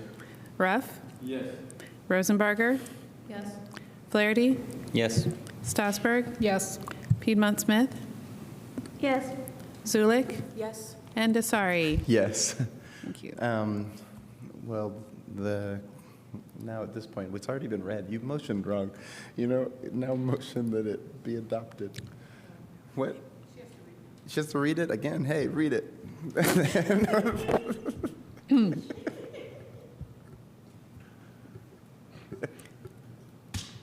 Resolution 2026-03 to rename Sidewalk Standing Committee of the Common Council.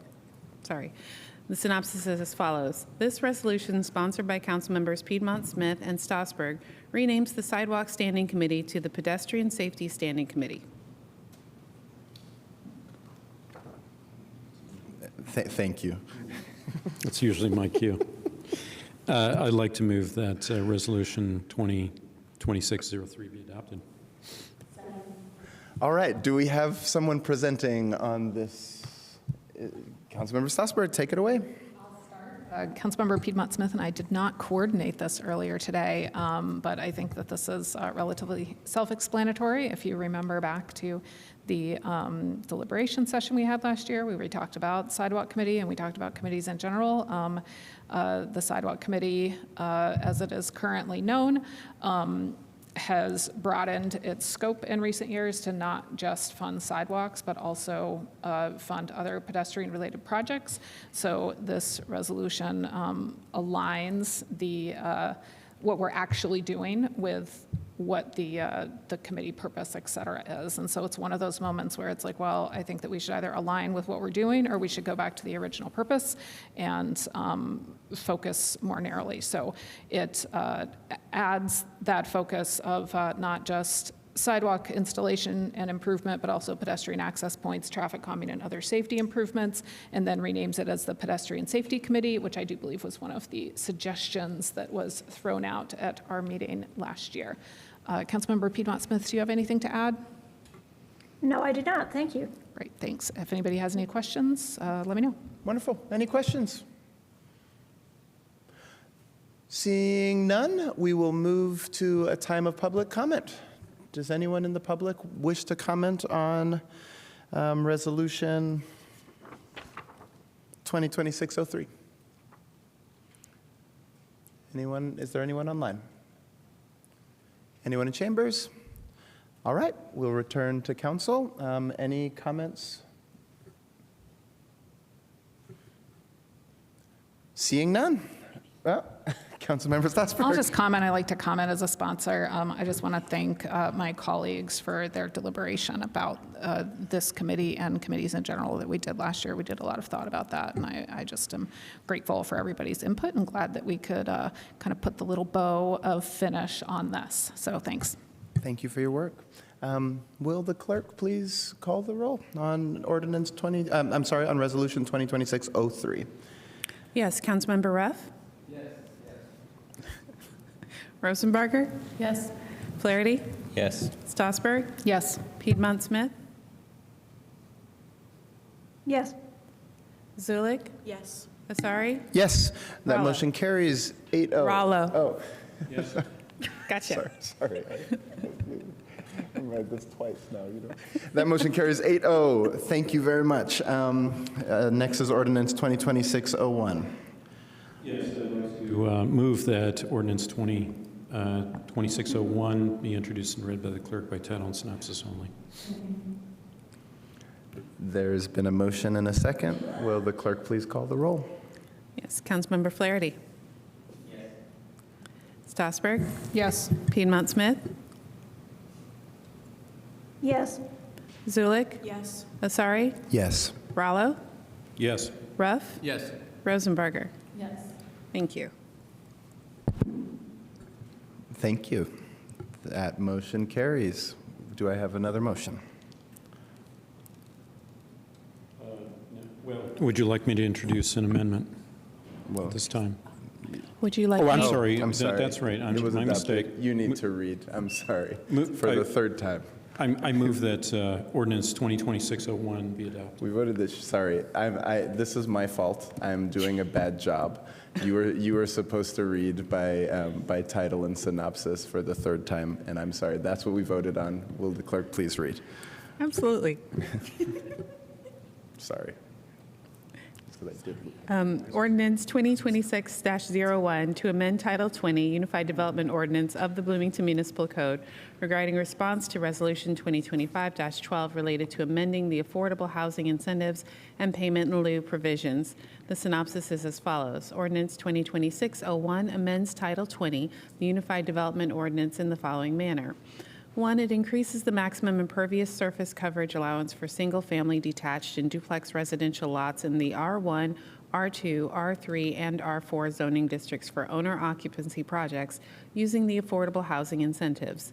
2, it increases the maximum impervious surface coverage allowance and decreases the landscape area for projects that meet Tier 2 affordability standards.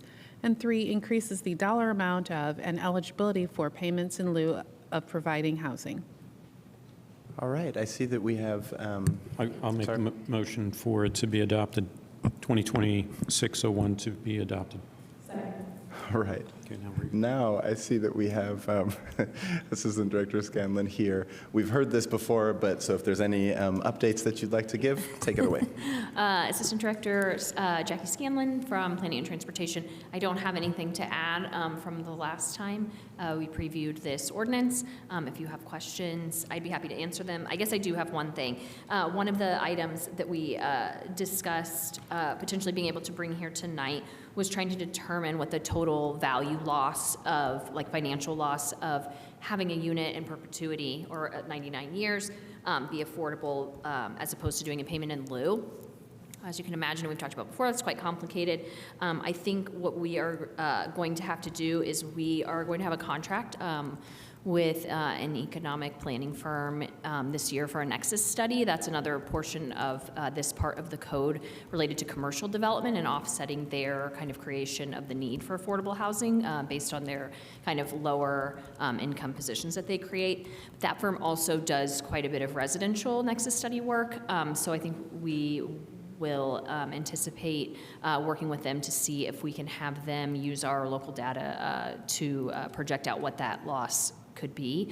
Otherwise, I think I'd mostly just be taking a shot in the dark. I do think that based on, as I mentioned before, I'm pretty sure Councilmember Flaherty has talked about this in the past, and so I think it is, I think we agree that the 50,000 is probably quite a bit less than the overall loss that the city is losing by doing payment in lieu.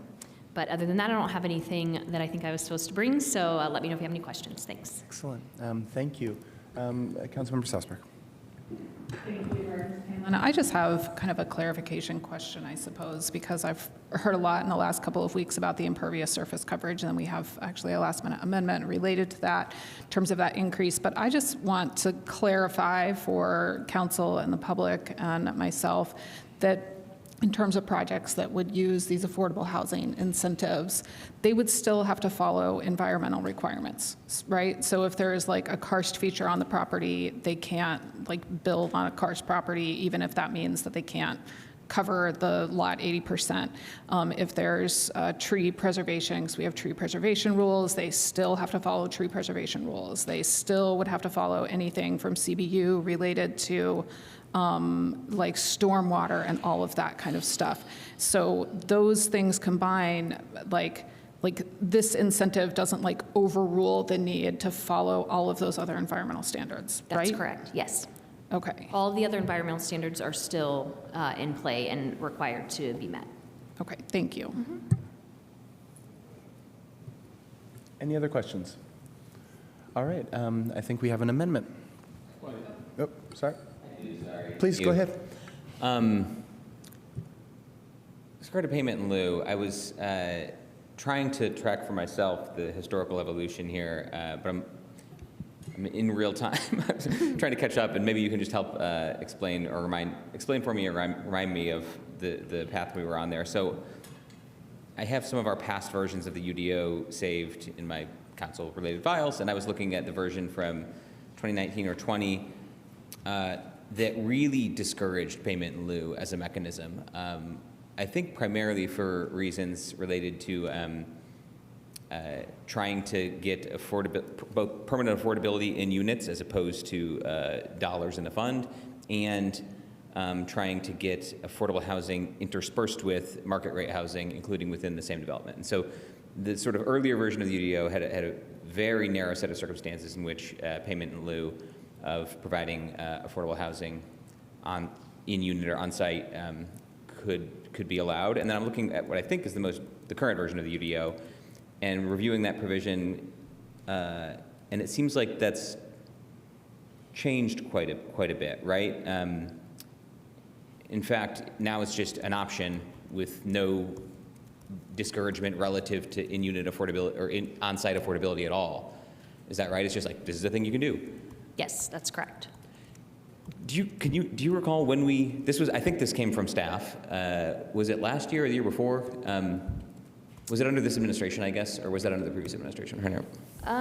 Hold on, let's see. Payment in lieu providing housing, I believe it was the previous administration.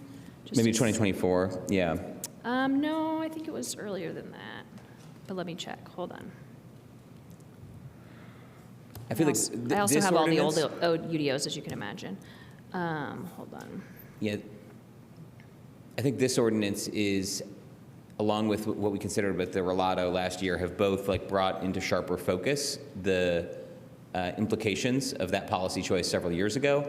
And I think it's related to how I'm interpreting and thinking about this ordinance that's before us today. So that's why I'm trying to trace the history there. But Hold on, I'm just trying to check quickly. This will only take another. we don't need a date, actually. I think just like talking through it and you confirming some of like those changes and sort of like so roughly it when they changed, happened. let's see, when the original rule was written, the administration very much said priority, the administration at that time, the Hamilton administration, priority for units on site, second, units off site, third, payment in lieu. So the regulations that were written in the 2019-2020 version reflected that. In the July 2021 version those are still there. And then in the next version of the UDO, which is June 2022, they are gone. So in June 2022, I think, is when the previous administration decided to kind of open that possibility up more. Do you recall if that was coming, and if you don't remember it, no worries at all. I'm just trying to understand a little bit more about the context of how we got to where we are now and what we're considering about payment in lieu now.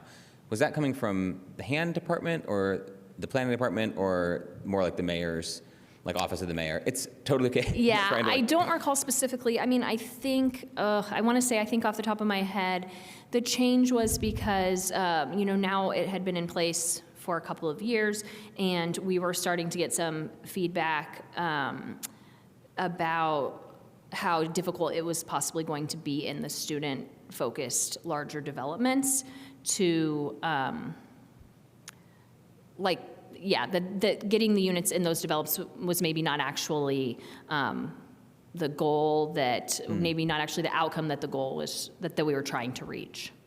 Okay, so to your best recollection, it wasn't about difficulties of administration, like getting the units filled. It was more about maybe we don't want them in large student housing developments. I do not think that that was something we were discussing heavily in 2022. No. Okay. That's really helpful. Sorry, thank you for Yep. bearing with me on that. Thanks. No, it's fine. Councilmember Piedmont Smith? Yes, thank you. I wanted to ask about the reduced bulk requirements, specifically the text that says that the dimensional standards apply in residential zoning districts that are also intended for owner occupancy, in buildings that are intended for owner occupancy. How will we ensure that, like, how can we make sure that these are owner occupants? Like, how do we know they're intended for owner occupancy, and how do we kind of make sure that they end up owner occupied? That's a great question. I think the idea would be that because this is like an opt-in program, we're using the incentives which you don't have to, that if you would like to use them, the decision maker of your site, like the Plan Commission, would weigh whether or not to let you use these incentives, in part based on whether or not you're intending to have owner occupancy. And one of the ways we could try to ensure owner occupancy long-term is through zoning commitment. I don't know exactly how that would be formulated, but that's something we would work on with legal if this were to be approved. So has city legal said that there's a pathway to do that? Yes, I think as I stated last time, they don't love when we're talking about owner occupancy, even though this is a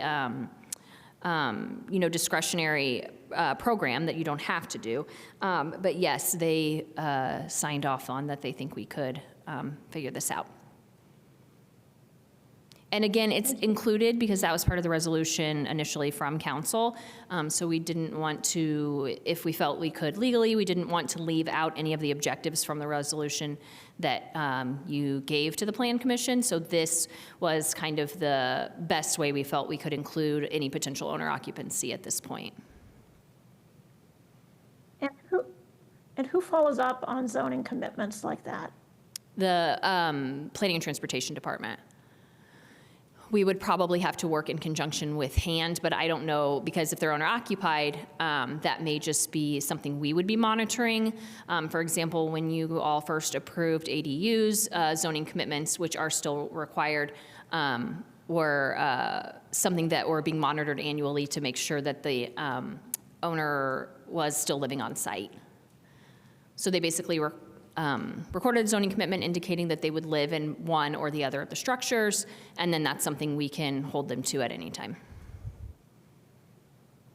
So the Planning and Transportation Department does have the capacity and the structure to follow up on this kind of thing? We always need more capacity in our enforcement group, which is 2 people. But I think with the scale we're expecting with these incentives, which are not greatly used, we should be able to handle that, yes. Thank you. Mm-hmm. Councilmember Rolla.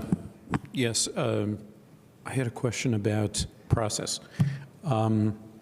So it came to our attention that the Environmental Commission that normally weighs in on topics like this, it somehow missed their, I don't know exactly what happened, but they weren't informed, I think. They weren't aware. Yes, ECPC stopped meeting for a period of time, and when this was formulated, it was during that period of time. So they have since met, and then so ECPC, I'm not going to say it right, Environmental Commission Planning something, they make recommendations to the whole Environmental Commission, who met today to discuss that, yes. Okay, so this was just an interim glitch. Yes, they are back to regular meetings and being informed of projects and legislation on a regular basis, yes. By the environmental planner. Correct. And invited to comment. Okay, great. Do they have a statement on this piece of legislation I believe now? they'll be speaking at public comment, yes. Okay. I think they probably could. I don't know what your rules are about commissions speaking, but they're intending to speak at public comment, I believe. Should I introduce them? Any other questions before? Otherwise, we'll introduce the amendment. A motion to, go ahead. Councilmember Rosenbarger. Sorry, I wasn't here last time, if this was already asked, but when you did the presentation, you gave the example of the Beeline houses, Yes, the Matt Press project. The Matt Press, yes. And as a good example of where the homes were bigger than the percentage allowed. Correct. But we can't build those we can't build those homes anyway because the lots are too small. Like, we Correct. don't allow a lot size. We don't allow like these coveted lot sizes in our city that where a small house or a bigger house on a lot makes sense because the lot is so little. Correct. So this section of the affordable housing incentives allows the minimum lot area in a subdivision to be reduced by 50% in one of the R1 through R4 districts, so you can get smaller lots. But yes, even if that equals out to the size of the Matt Press lots, they are over 80. Most of them are over 90%. So we would not be able to have the coverage that exists there. So we still just can't make, even with this ordinance, we can't make a Matt Press house in a neighborhood. Not without a plan unit development at this time. Which we are supposed to be decent, we're discouraging PUDs. We're Sure. supposed to. Yes, plan unit developments are fine, if the intent of they're actually mixed use and something you can't do in the code. But I would say they're less common than they were probably at the time when that development was created. I mean, sometimes when we're doing UDO updates, right, we were like, we don't want to do PUDs anymore. Our most major UDO update, like, we're not doing PUDs, we're doing code changes. Yeah, we do both. We do the annual update. We do have PUDs. Obviously, Hopewell is going to Plan Commission next week, and Sudbury Summit PUD came to you all now, 2024 or whenever that was. But yes, they're definitely less common. I think the preference for us would be that the code just outlined what we would like to see developed, and people wouldn't have to go through PUDs to develop. Thanks, that's so useful to hear that planning would rather not do PUDs, so you would rather not do the Hopewell PUD, and you would rather change the UDO to have zones allow what is wanted in the Hopewell PUD. I'm not speaking specifically about the Hopewell PUD, but yes, in PUDs in general, I think we would prefer to have the code by right design be what we want to see developed. I really agree. Thank you so much. Any other questions? Okay, if none, if you want to. Yes, thank you. I'd like to move Amendment 1.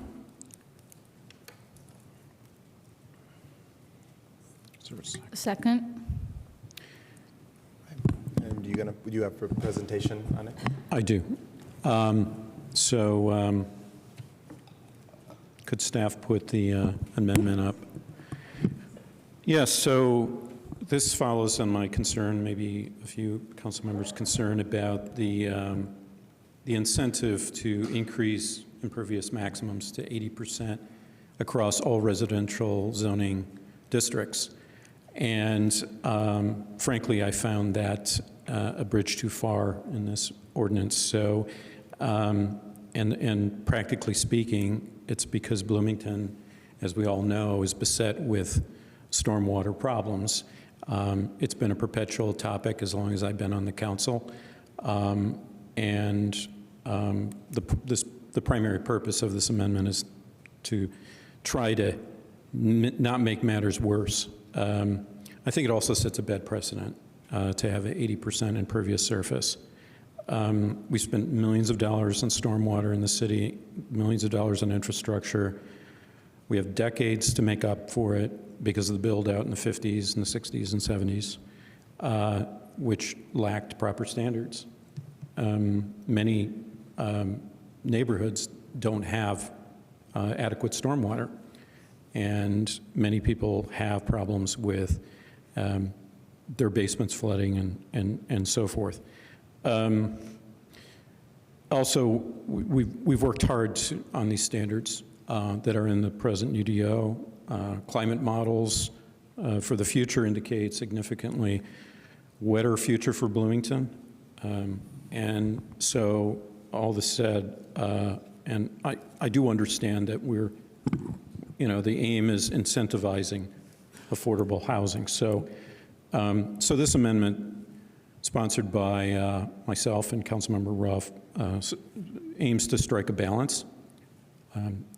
So it increases incrementally from the current standards, which are,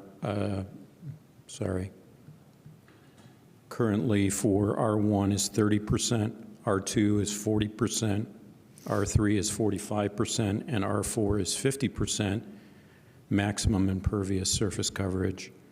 It raises R1 from 30 to 40%, R2 from 40 to 50%, R3 from 45 to 60%, and R4 from 50 to 65%. I think that if you do some arithmetic, you can find that, an increase of 10% for a quarter-acre lot in R1 would equal an additional 1,100 square feet. So I think that provides an incentive, maintains an incentive without compromising our environmental code. Councilmember Ruff, do you have anything to add? That I agree wholeheartedly that the intention is noble here, but I've been in Bloomington my whole life, and these stormwater problems issues just continue to grow, and I feel like to be able to address members of the community and say, on one hand, we're concerned about stormwater and the increasing stormwater problems that people are experiencing, partly due to the development of the community, partly due to the changes in climate and rainfall, but yet also say we approved, a doubling of impervious surface allowances in these zones, 80% in some zones coverage is too much. I know the current administration and past administrations also have been working to develop a longer-term strategy for ways to do stormwater management, stormwater capture around the community, and whatever opportunities and places that it can be done on small scales, with rain gardens encouraging and helping to incentivize small rain garden projects to bigger stormwater retention projects where there might be opportunities to do that. And when that time comes, when more of that larger plan for stormwater infrastructure is realized in the community down the road, then maybe I would be more enthusiastic about supporting a more dramatic increase in allowed impervious surface. But at this point, the community's, the infrastructure is not there to, in my view, to responsibly increase to this extent. And this amendment that Councilman Barallo developed and I agreed to co-sponsor, I think takes a step, a significant step in the direction of having an incentive by allowing more impervious surface, but doesn't go to a point where I would feel uncomfortable supporting it, as I would be uncomfortable supporting it in its original proposed form without the amendment. So thanks, Councilman Barallo, for doing this, and thanks to staff for getting it put together quickly and put out. So thank you. Thank you. Do I have questions? Please. Could you explain why y'all chose 80% as a uniform amount across the 4 zones, whereas the base zoning district standards for those 4 zones are sort of tiered from smaller to larger, I think, recognizing that the R1 lots are quite a bit larger and so on, so you need less of a large percentage to build a reasonable structure. So I guess like I'm surprised not to see the proposal from staff to be similarly tiered as the base zoning conditions and this amendment, even if it would have been higher, say 70, 75, 80, 85, or something like that. But can you tell me more? Sure. Excuse me. Well, I would say one thing that we were looking for there is ease of understanding for the public. The more complicated the regulations are, the less likely they are to use them. And one of the things we're trying to do with this is kind of make an opportunity for developers of traditional non-affordable housing to maybe consider including affordable housing if they were able to be able to have more lots or more units with this 80% combined with the other incentives in this section, so the 50 and the 40, which again are across the 4 districts, even though each district has a different minimum lot size, lot width, rear yard setback. We just set a standard for this particular incentive. So just kind of following that pattern of setting one standard for all 4. I think that was done initially for ease of use. And so we followed that pattern. Okay. So 80% surface coverage for an R1 lot could be a pretty substantial. I don't know. I should have calculated the square footage. Like, I guess, are you comfortable with that outcome? Like, do you feel like that's consistent with like the district intent and all that? Like, I think the likelihood that someone uses these affordable housing incentives so that they can build a house that covers 80% of an R1 lot is incredibly small, like infinitesimally small. We don't have very many. Many of them are environmentally restricted. We could exclude them, or you could tier them as Councilperson Rollo has suggested. I understand what you're saying. I don't think that in reality that is. Sure. Maybe R2 is a better example because we have so few R1 lots. But I guess I'm trying to better understand too, like, is the aim, like, is what you're trying to accomplish actually getting people to subdivide lots and then build? And that's why the 80% will make more sense, because when you subdivide something, because you can now subdivide to a much smaller minimum lot size as part of the incentive structure, that all of a sudden what is a large R2 lot where it would make no sense to have 80% impervious surface coverage, if you divide it in half and you're building 2 houses, maybe it does make sense on these now quite small lots that would otherwise be non-conforming. Yes, so I think that we envision that they will be used with the other incentives, so 80% of a smaller lot. It is a may as opposed to a shall, as many of our regulations are. I think the idea is leaving that up to the Plan Commission, for example, to see if that is appropriate. Is that incentive generating the type of development that the administration is looking for, or is someone trying to use it to build a gigantic house in the R1? I think staff as well, before it goes to the Plan Commission, would be able to advise a petitioner on whether or not we thought that was the design of the subdivision, for example, was reaching the goals of what these incentives are supposed to be doing. We don't use these very much. We don't see them used very much. And so the idea, I think the main development pattern that we see the potential use of this in is what you're describing of like a smallish subdivision where the lots will be quite small, and so the lots can be covered more for an appropriately sized house. Like, for example, I spoke about it last time, but like Trailview, the property that Habitat for Humanity did on the Beeline on the northwest of town, I mean, they had to do that as a planned unit development. There were no options. Had these incentives existed at that time, you heard Mayor Thompson say they probably actually could have gotten more lots than they did. And so I think it's those kind of developments that we're anticipating that this could be used for, because they have to meet the tiers. They have to put aside 15% of the units in perpetuity at low AMIs. So I don't know that I don't think that we think there is a lot of room for abuse here because of what they will have to be giving in order to get this. Okay, so we're mostly I'm sorry, can I keep going? So we're mostly anticipating for it to maybe multiple lots being subdivided and building, say, 2 or more homes, one of which, minimum of 15% of which will need to be permanently affordable based on AMI levels. Is that anticipated? Do we only really have the infrastructure, not physical, but like a code infrastructure to support that for rental properties? How would that work for ownership, I guess? Like, would they have to work with a land trust or some other deed restriction on, like, yeah, is this possible with ownership as well? Sure.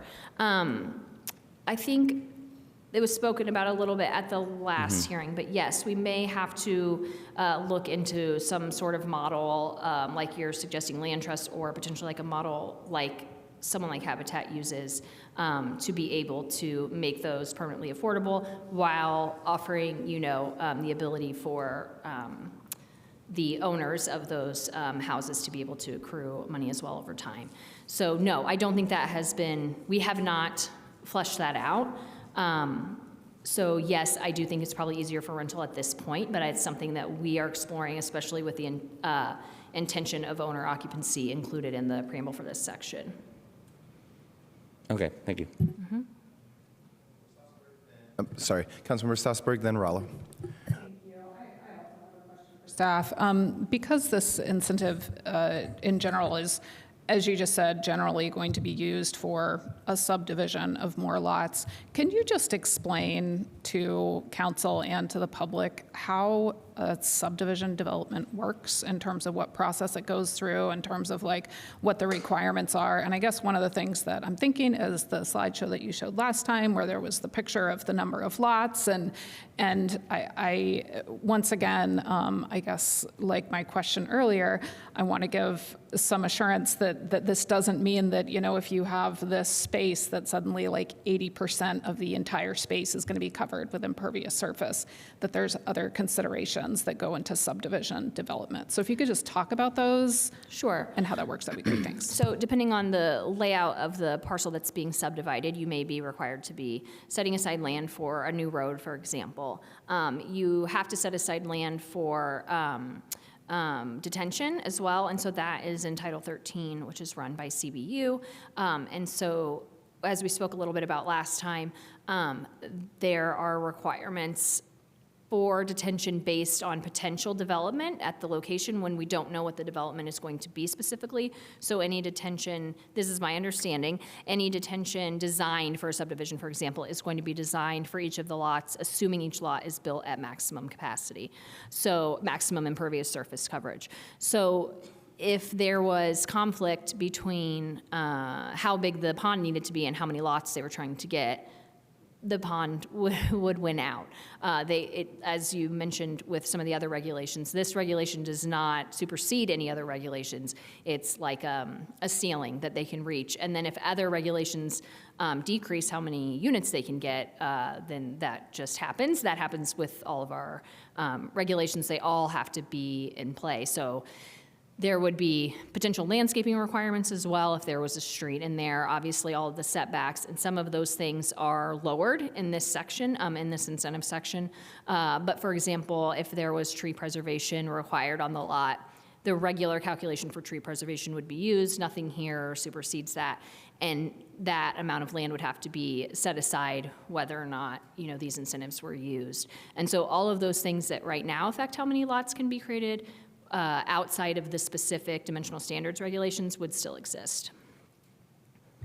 Thank you. And just kind of to follow up on that with maybe some like real numbers, and I'm so sorry that I did not look up these before I started, but maybe you can remember because you're kind of amazing in that way. So in the couple years that I've been on Plan Commission, we've maybe had at least 2 subdivisions that I can remember come through.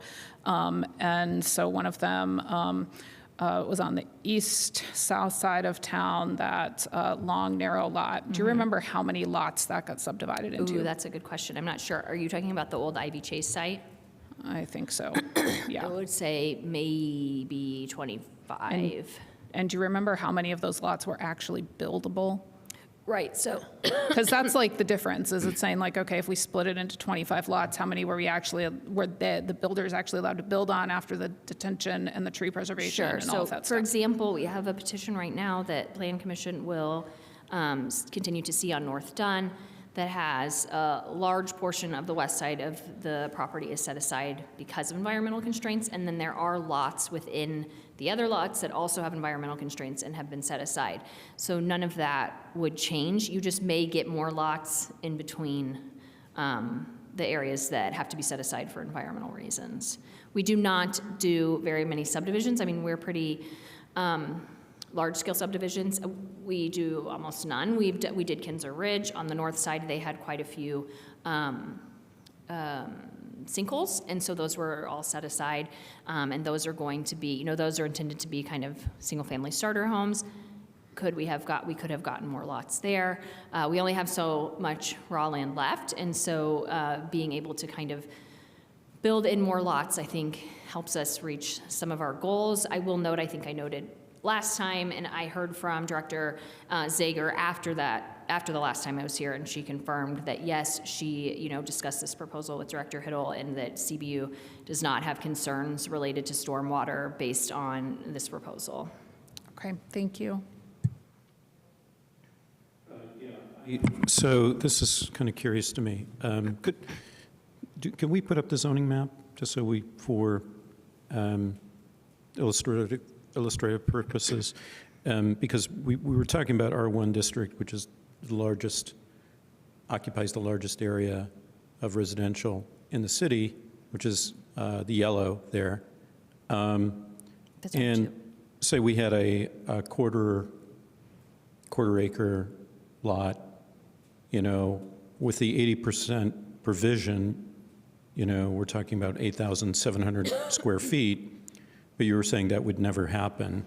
Are you talking about the yellow there on the? Yeah. That's R2. Oh, R2. R1 is like at the very north end of town. That's there right. are a number of R1 Sorry. lots. Okay, sorry. We don't have almost any R1. Yeah, I'm mistaken. So R2. But the point is that some of these lots are larger, but I'm just taking quarter acre as an example. So that would 80% would be 8,700 square feet. That would never happen in your mind. There would be various restrictions, but what would the likely impact be?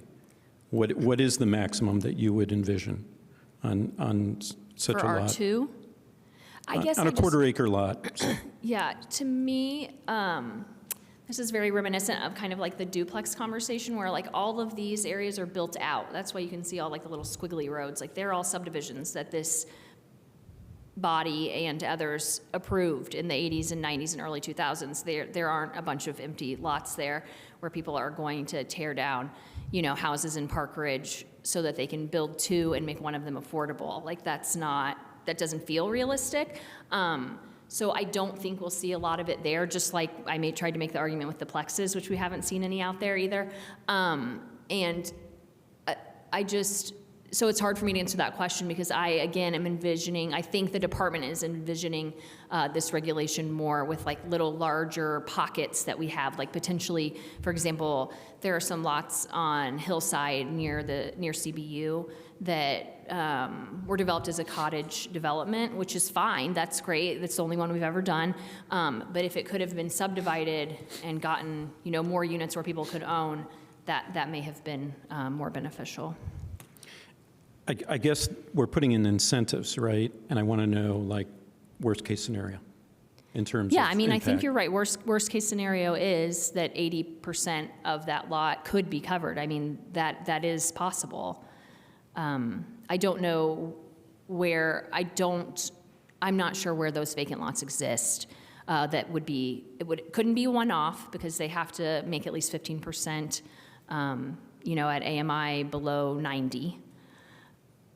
Once we adopt this and we put it in code and people have that expectation, it's hard to reverse. I mean, people could, right? Well, we come every year, so if we saw that something was happening unintended, we would bring it back. I think we do try to bring them back to make them better, like we did with the ADUs as well. Isn't it better maybe to start off with an incentive? I'm suggesting my amendment to see if that is something that has a benign effect or is taken as an incentive instead of going for 80%, which I still think it sends a bad message. I mean, in my mind. I mean, we're working at cross purposes. We've been spending millions of dollars. I understand there's a new project that's coming, on South Walnut, potentially, that's going to probably cost a lot of city funds. But we're going in the opposite direction here, incentivizing impervious surface. So it's a couple of things. Okay. Yep. If you want me. We are responding to the resolution that this body wrote. You all said you wanted us to try to incentivize developers, and then in other conversations, especially developers who don't do affordable housing, to build affordable housing. You have to make it worth it for, as we hear people say, and I mean, this is not my bailiwick, but it has to be able to pencil out. We have to be able to offer them something that they can't do now. And so being able to get more houses in, for example, by using these incentives, that would give us more units. I do also want to make clear, for anyone who's watching, I know there's some of you do watch, it's not 80% across the board for these 4 districts. It's 80% if you're building a single-family detached house or a duplex on a lot, and in a project where you're setting aside 15% of the units that you're trying to build to be permanently affordable at or below 90% of area median income. It's much more nuanced and smaller, I think, than we are kind of like talking about. We are not coming forward and saying we should cover 80% of the city with pavement or houses. It isn't that.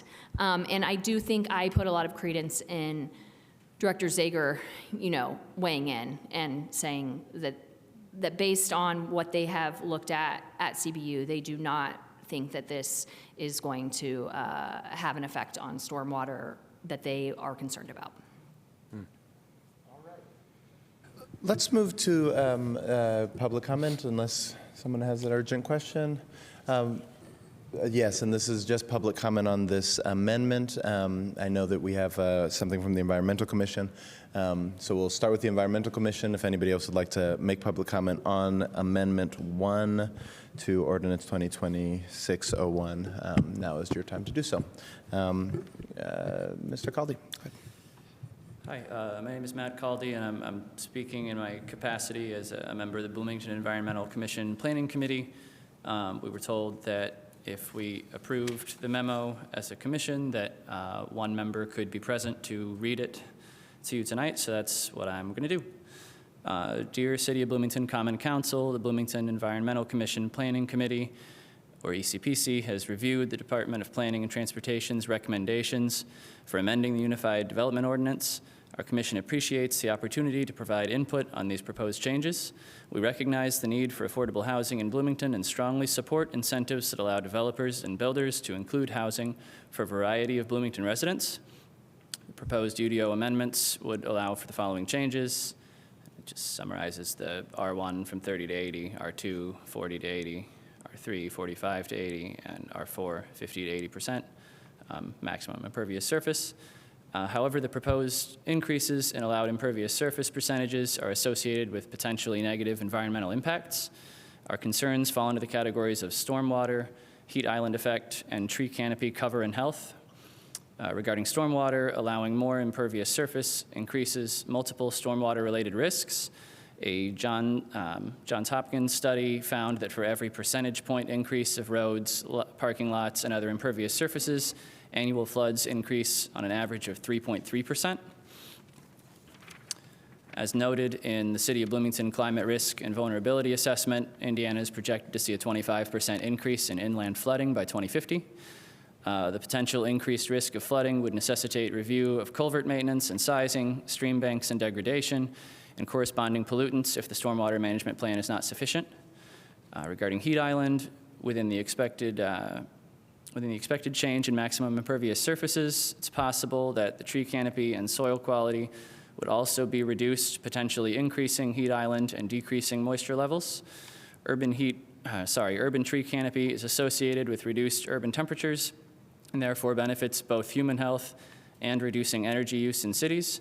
More buildings, roads, and impervious surfaces increase how the sun's heat is absorbed and re-emitted while simultaneously preventing water from accessing and hydrating vegetation. For retaining tree canopy and tree health, Bloomington was recognized as Indiana's first Tree City USA by the National Arbor Day Foundation in 1984, and many citywide initiatives demonstrate how Bloomington prioritizes its tree population.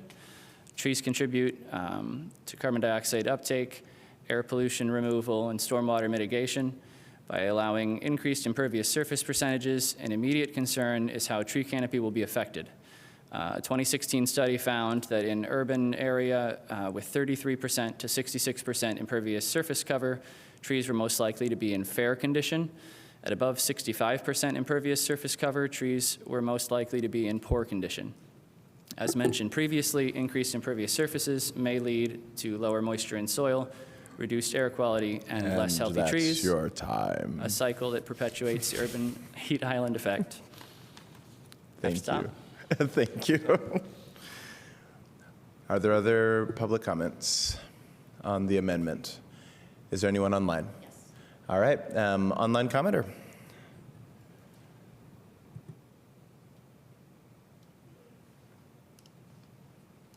All right. Hi, my name is Heidi Brown, and I'm commenting as a citizen of the Bloomington community. And I'd just like to bring to the council's attention that the comprehensive plan does mention impervious cover.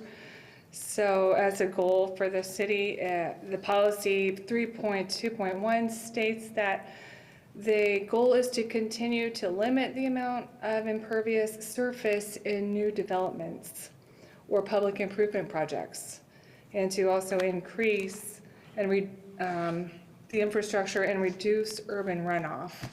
So just knowing that that's in the comprehensive plan maybe can help guide some decision making. Thank you. Thank you.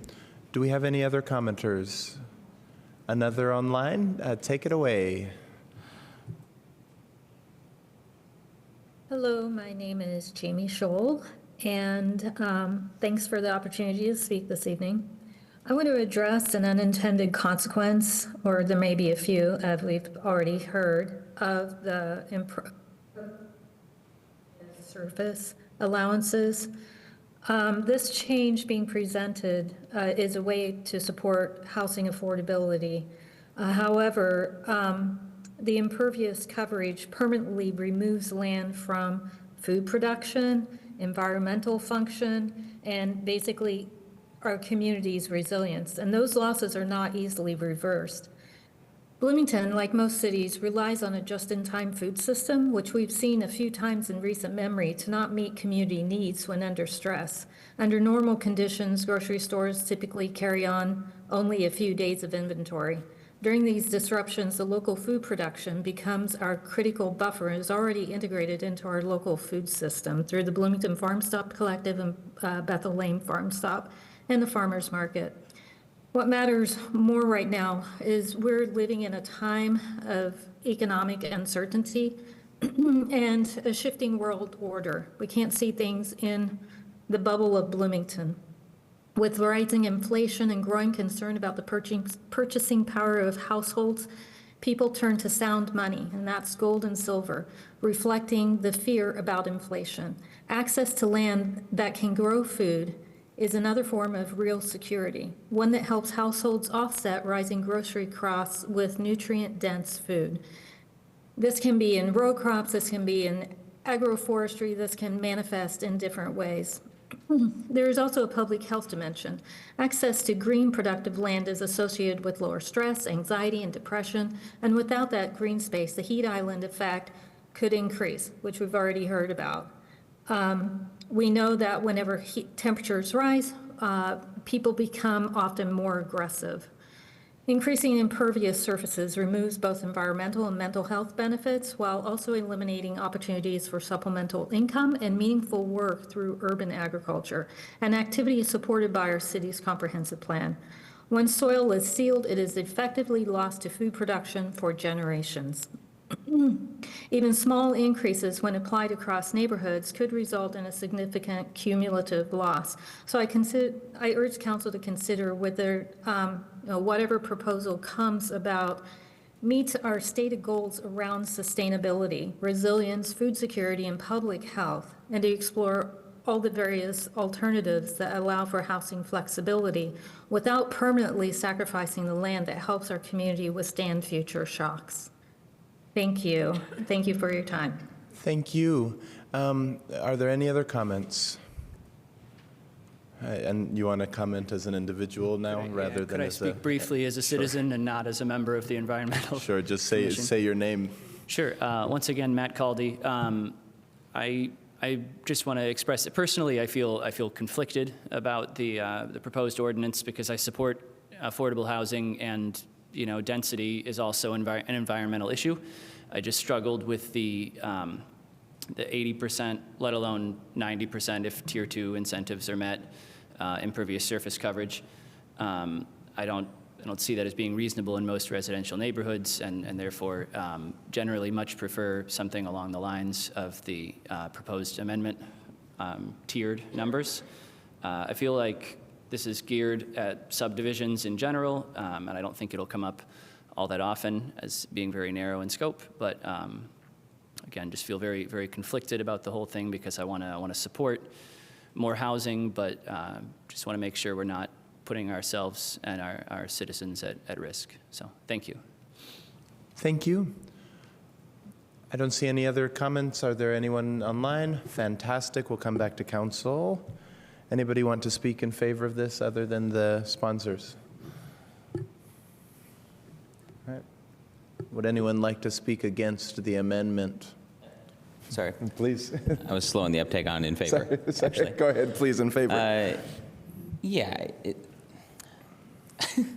Thank you to the sponsors for bringing this. I'm going to vote for it.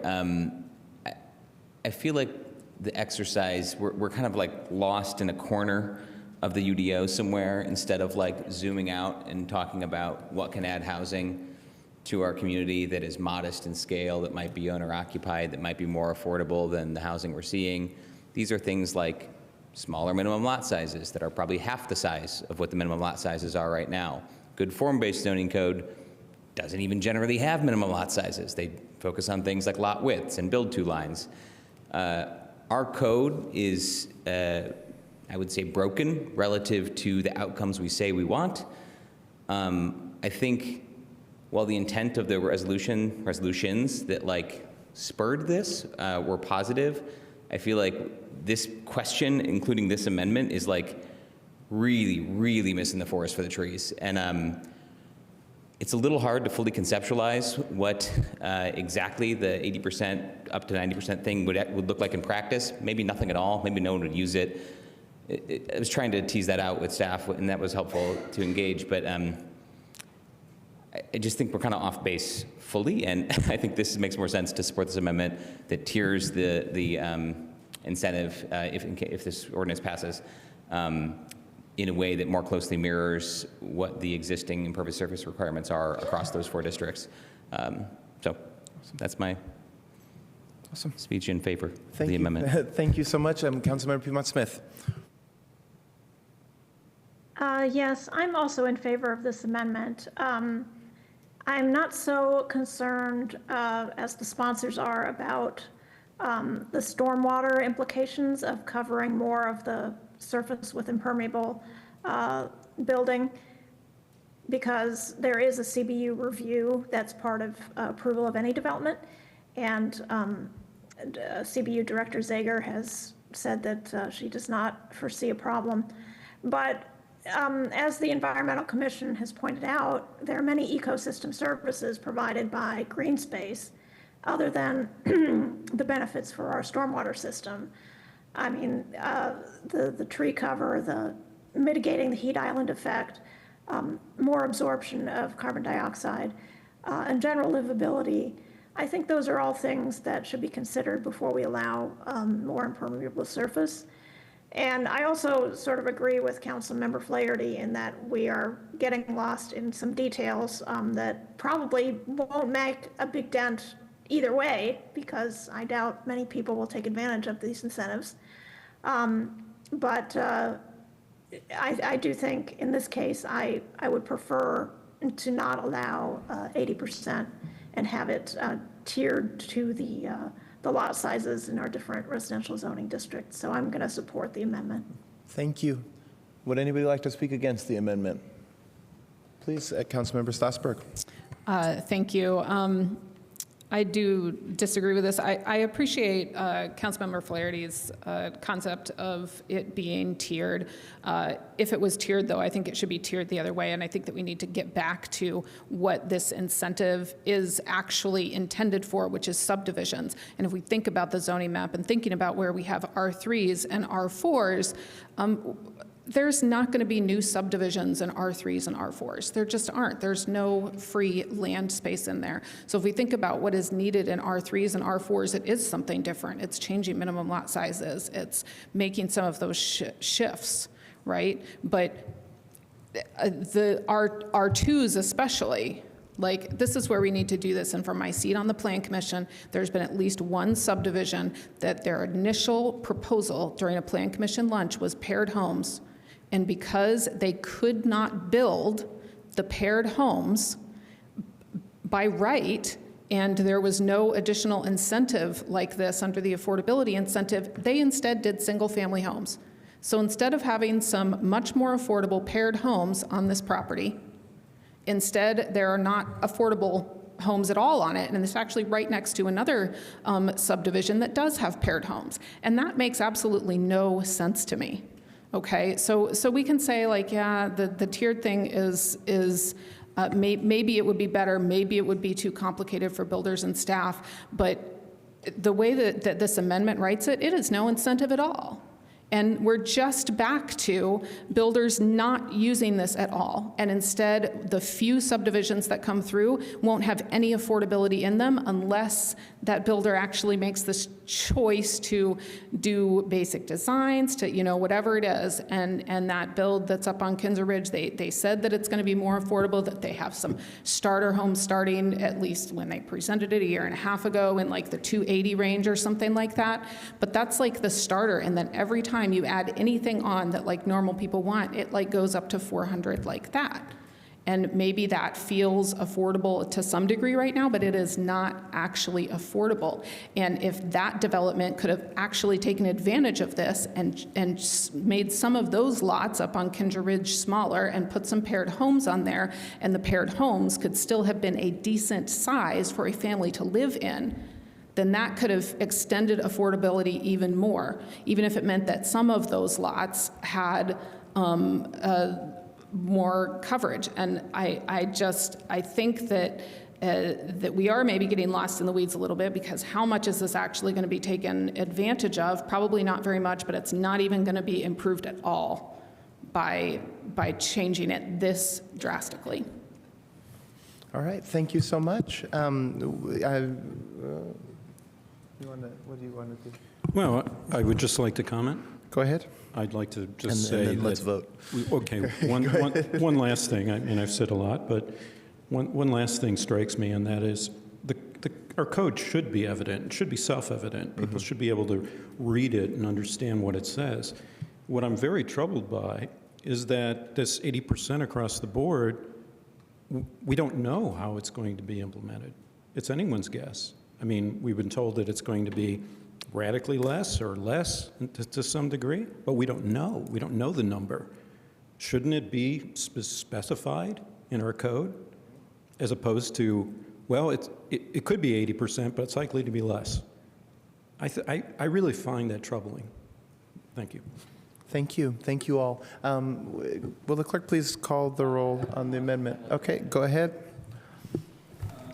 If there's one thing I've learned in doing constituent services in the community over my terms on council, it's that it doesn't take much modification of a lot when it's developed to create a big problem for a lot adjacent or downstream.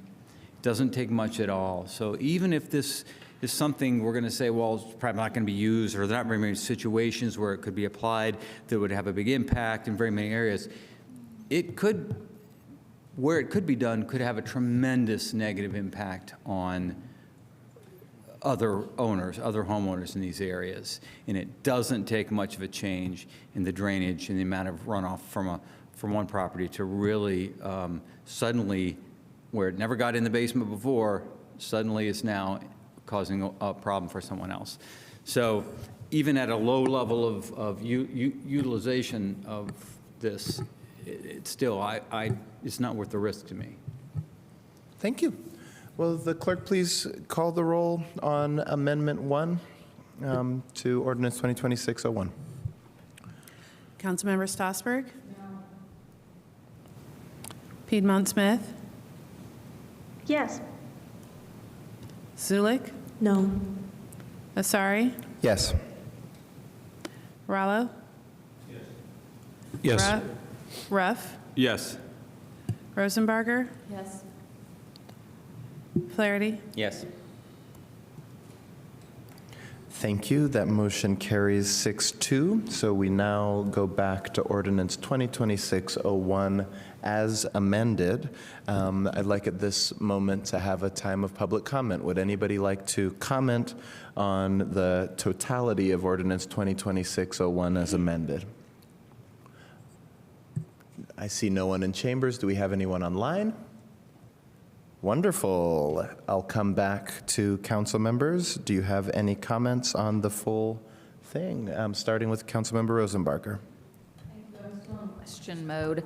I mean, I will say, and I plan on voting no for this. I mean, I'll just say I'm still asking questions, but I think like what we need is an affordability feast, and what this is like putting a P on a plate, and it's just like not going to get anything done. When we talk about our resolutions that we sent to Plan Commission, and then this is like what came out of them. I think this is for planning staff, but why didn't we change minimum lot size to allow more affordability in our city? Sorry, do you want me to say that again? No, okay. I thought you were just like expounding. I'm so sorry. I'm sorry, I was still questioning, I'm sorry. I thought it was comment. Apologies.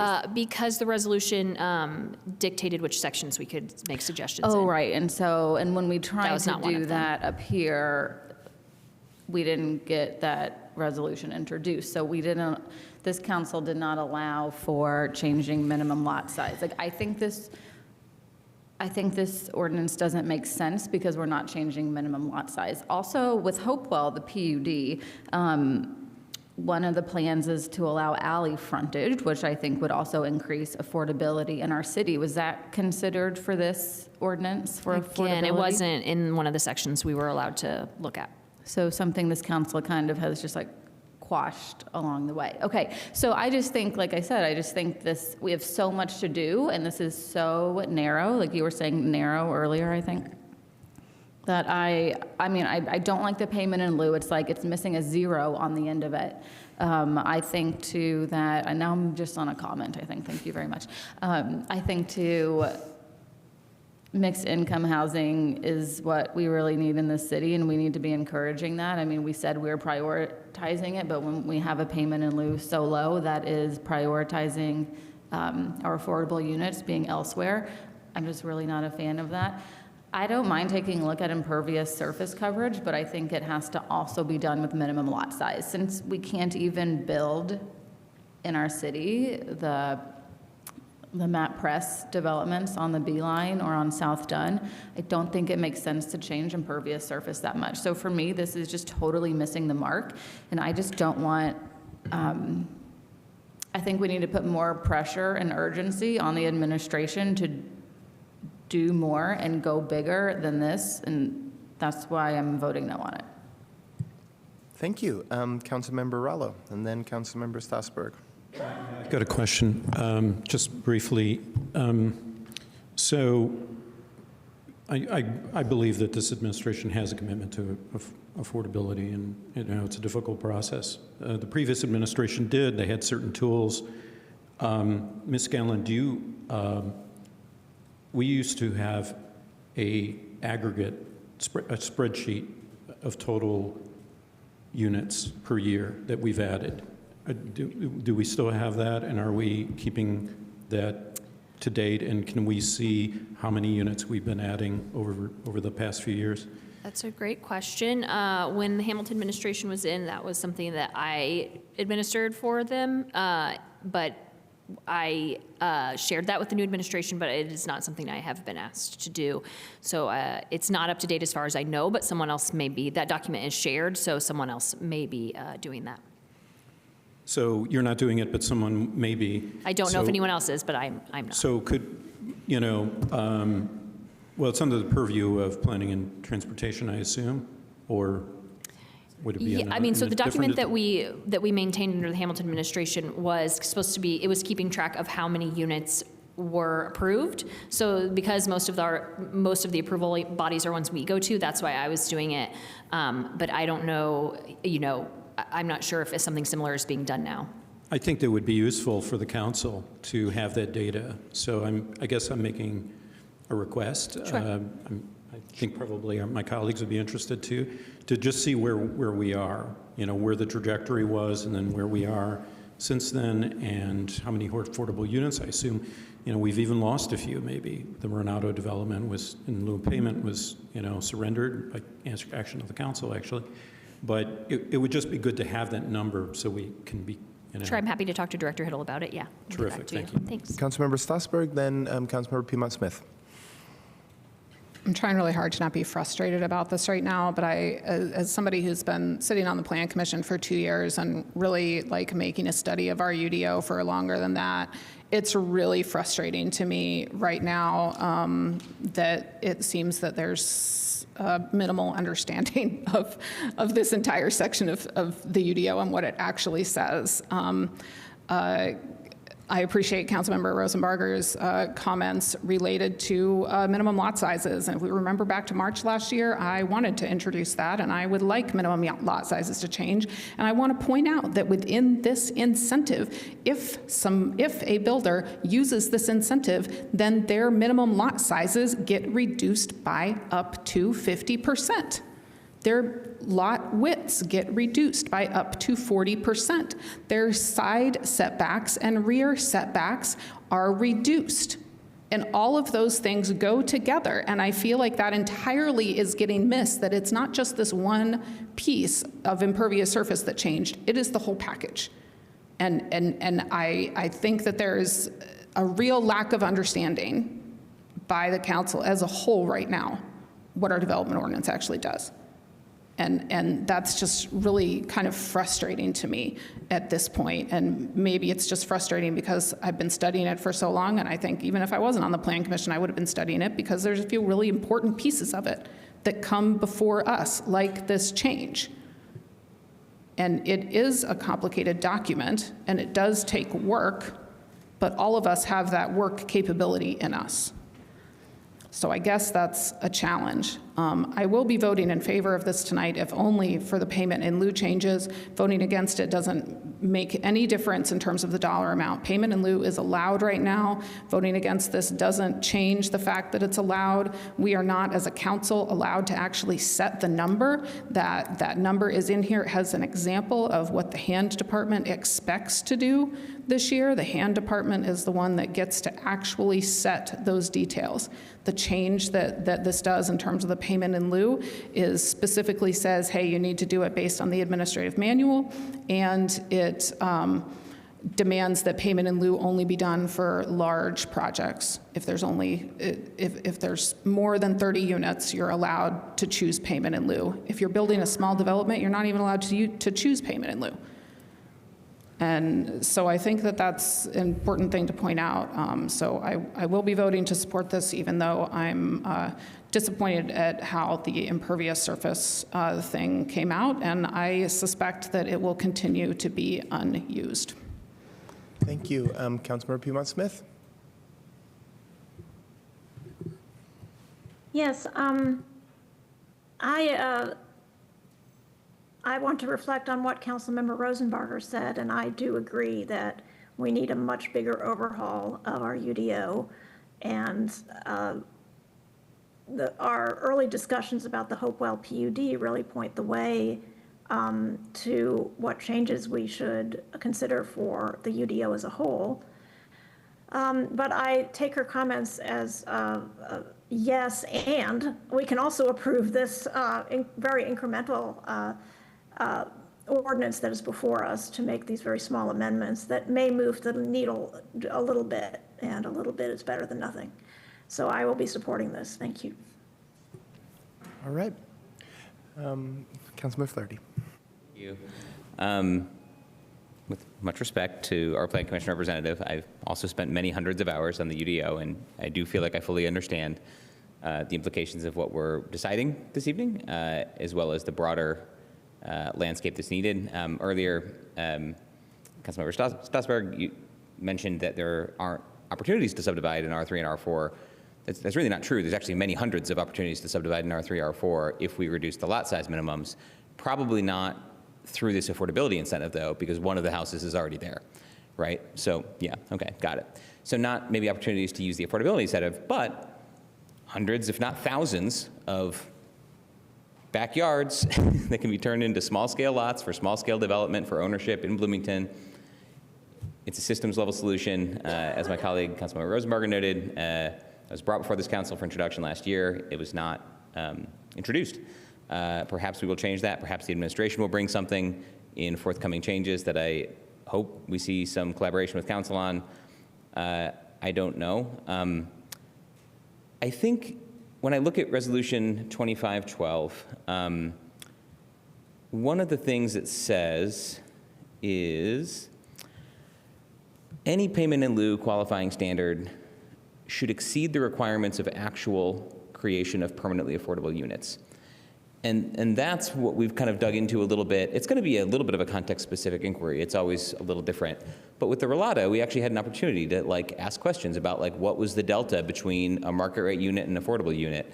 How many units are there? And we actually could run the numbers in that case anyway of what is the value over a 100-year cycle of the subsidy, essentially, that's that incremental difference between the AMI level unit and the market rate unit. And you can kind of game that out. And what it revealed is that the payment in lieu, we're getting something like 5 to 10 cents on the dollar, maybe, for compared to actual permanently affordable units going in buildings. And so it's a broader reflection that I think it was a mistake several years ago to move away from the fairly strict, narrow allowance of payment in lieu that we had in the initial UDO approval in 2019. I know this ordinance isn't affecting that one way or another, but I will note that, again, the whereas clause, as far as the council's intent, says that the payment in lieu qualifying standard should exceed the requirements of actual creation of permanently affordable units, and that's not at all the situation we're in. So I don't think what's being proposed, including what the hand department is proposing, which, yes, an increase, that's good, relative to the status quo, but it still doesn't actually meet the intent expressed by the council in the resolution, and I think we need to go back to the drawing board on this and a good number of other things. And while this might make a very small incremental improvement, I think my vote no tonight is just a reflection that this is pretty broken. We really got to fix some things. Thank you. Any other comments? Seeing none, will the clerk please call the roll on Ordinance 2026-01 as amended? Councilmember Piedmont Smith, Yes. Zulik, Yes. Asari, Yes. Rallo, Yes. Ruff, Yes. Rosenberger, No. Flaherty, No. Strasburg, Yes. That motion carries 6-2 and is adopted. Thank you so much. Thank you to the planning department for being here so late. All right, we now move to our final period of public comment. If you have not commented in the other section of public comment, you now may, and you have 3 minutes. Anyone in council chambers? Anyone online? Seeing none, we'll move to council schedule. Someone just joined. Okay. Person who just joined, would you like to give public comment? Yes, were you referring to Heidi Brown? I didn't hear what you asked, but I think the answer is yes. And this is public comment regarding the impervious coverage issue still?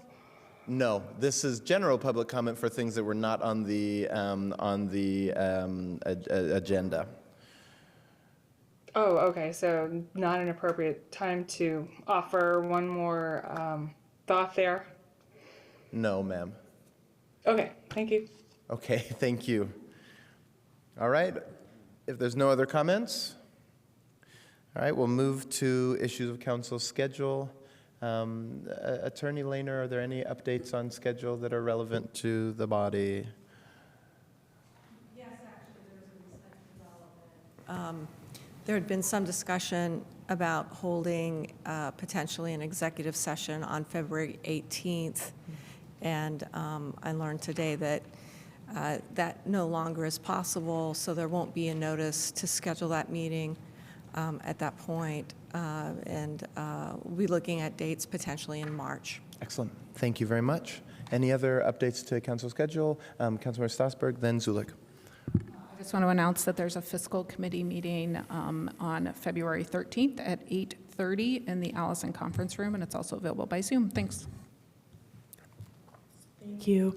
I just want to let all council members know that due to the accessibility requirements changing, it is a little bit more difficult for our staff members to prepare amendments within 24 hours notice of a meeting. And so we are asking that if you have an amendment, please let staff know by 7 days after the first reading discussion. And if there are 2 weeks between meetings, if 7 there's... days after? Yes, so for example, if there was a first reading introduced today on February 4th. The next council meeting is February 18th, so that would be 2 weeks in between. If that is the case, up to 7 days after first reading, so that would be next Wednesday. If there's only 1 week in between 2 council meetings, please let staff know by Monday at noon before the council meeting. Thank you. Right. Any questions, comments, anything we're missing? All right, if that's everything, we are adjourned. Yay.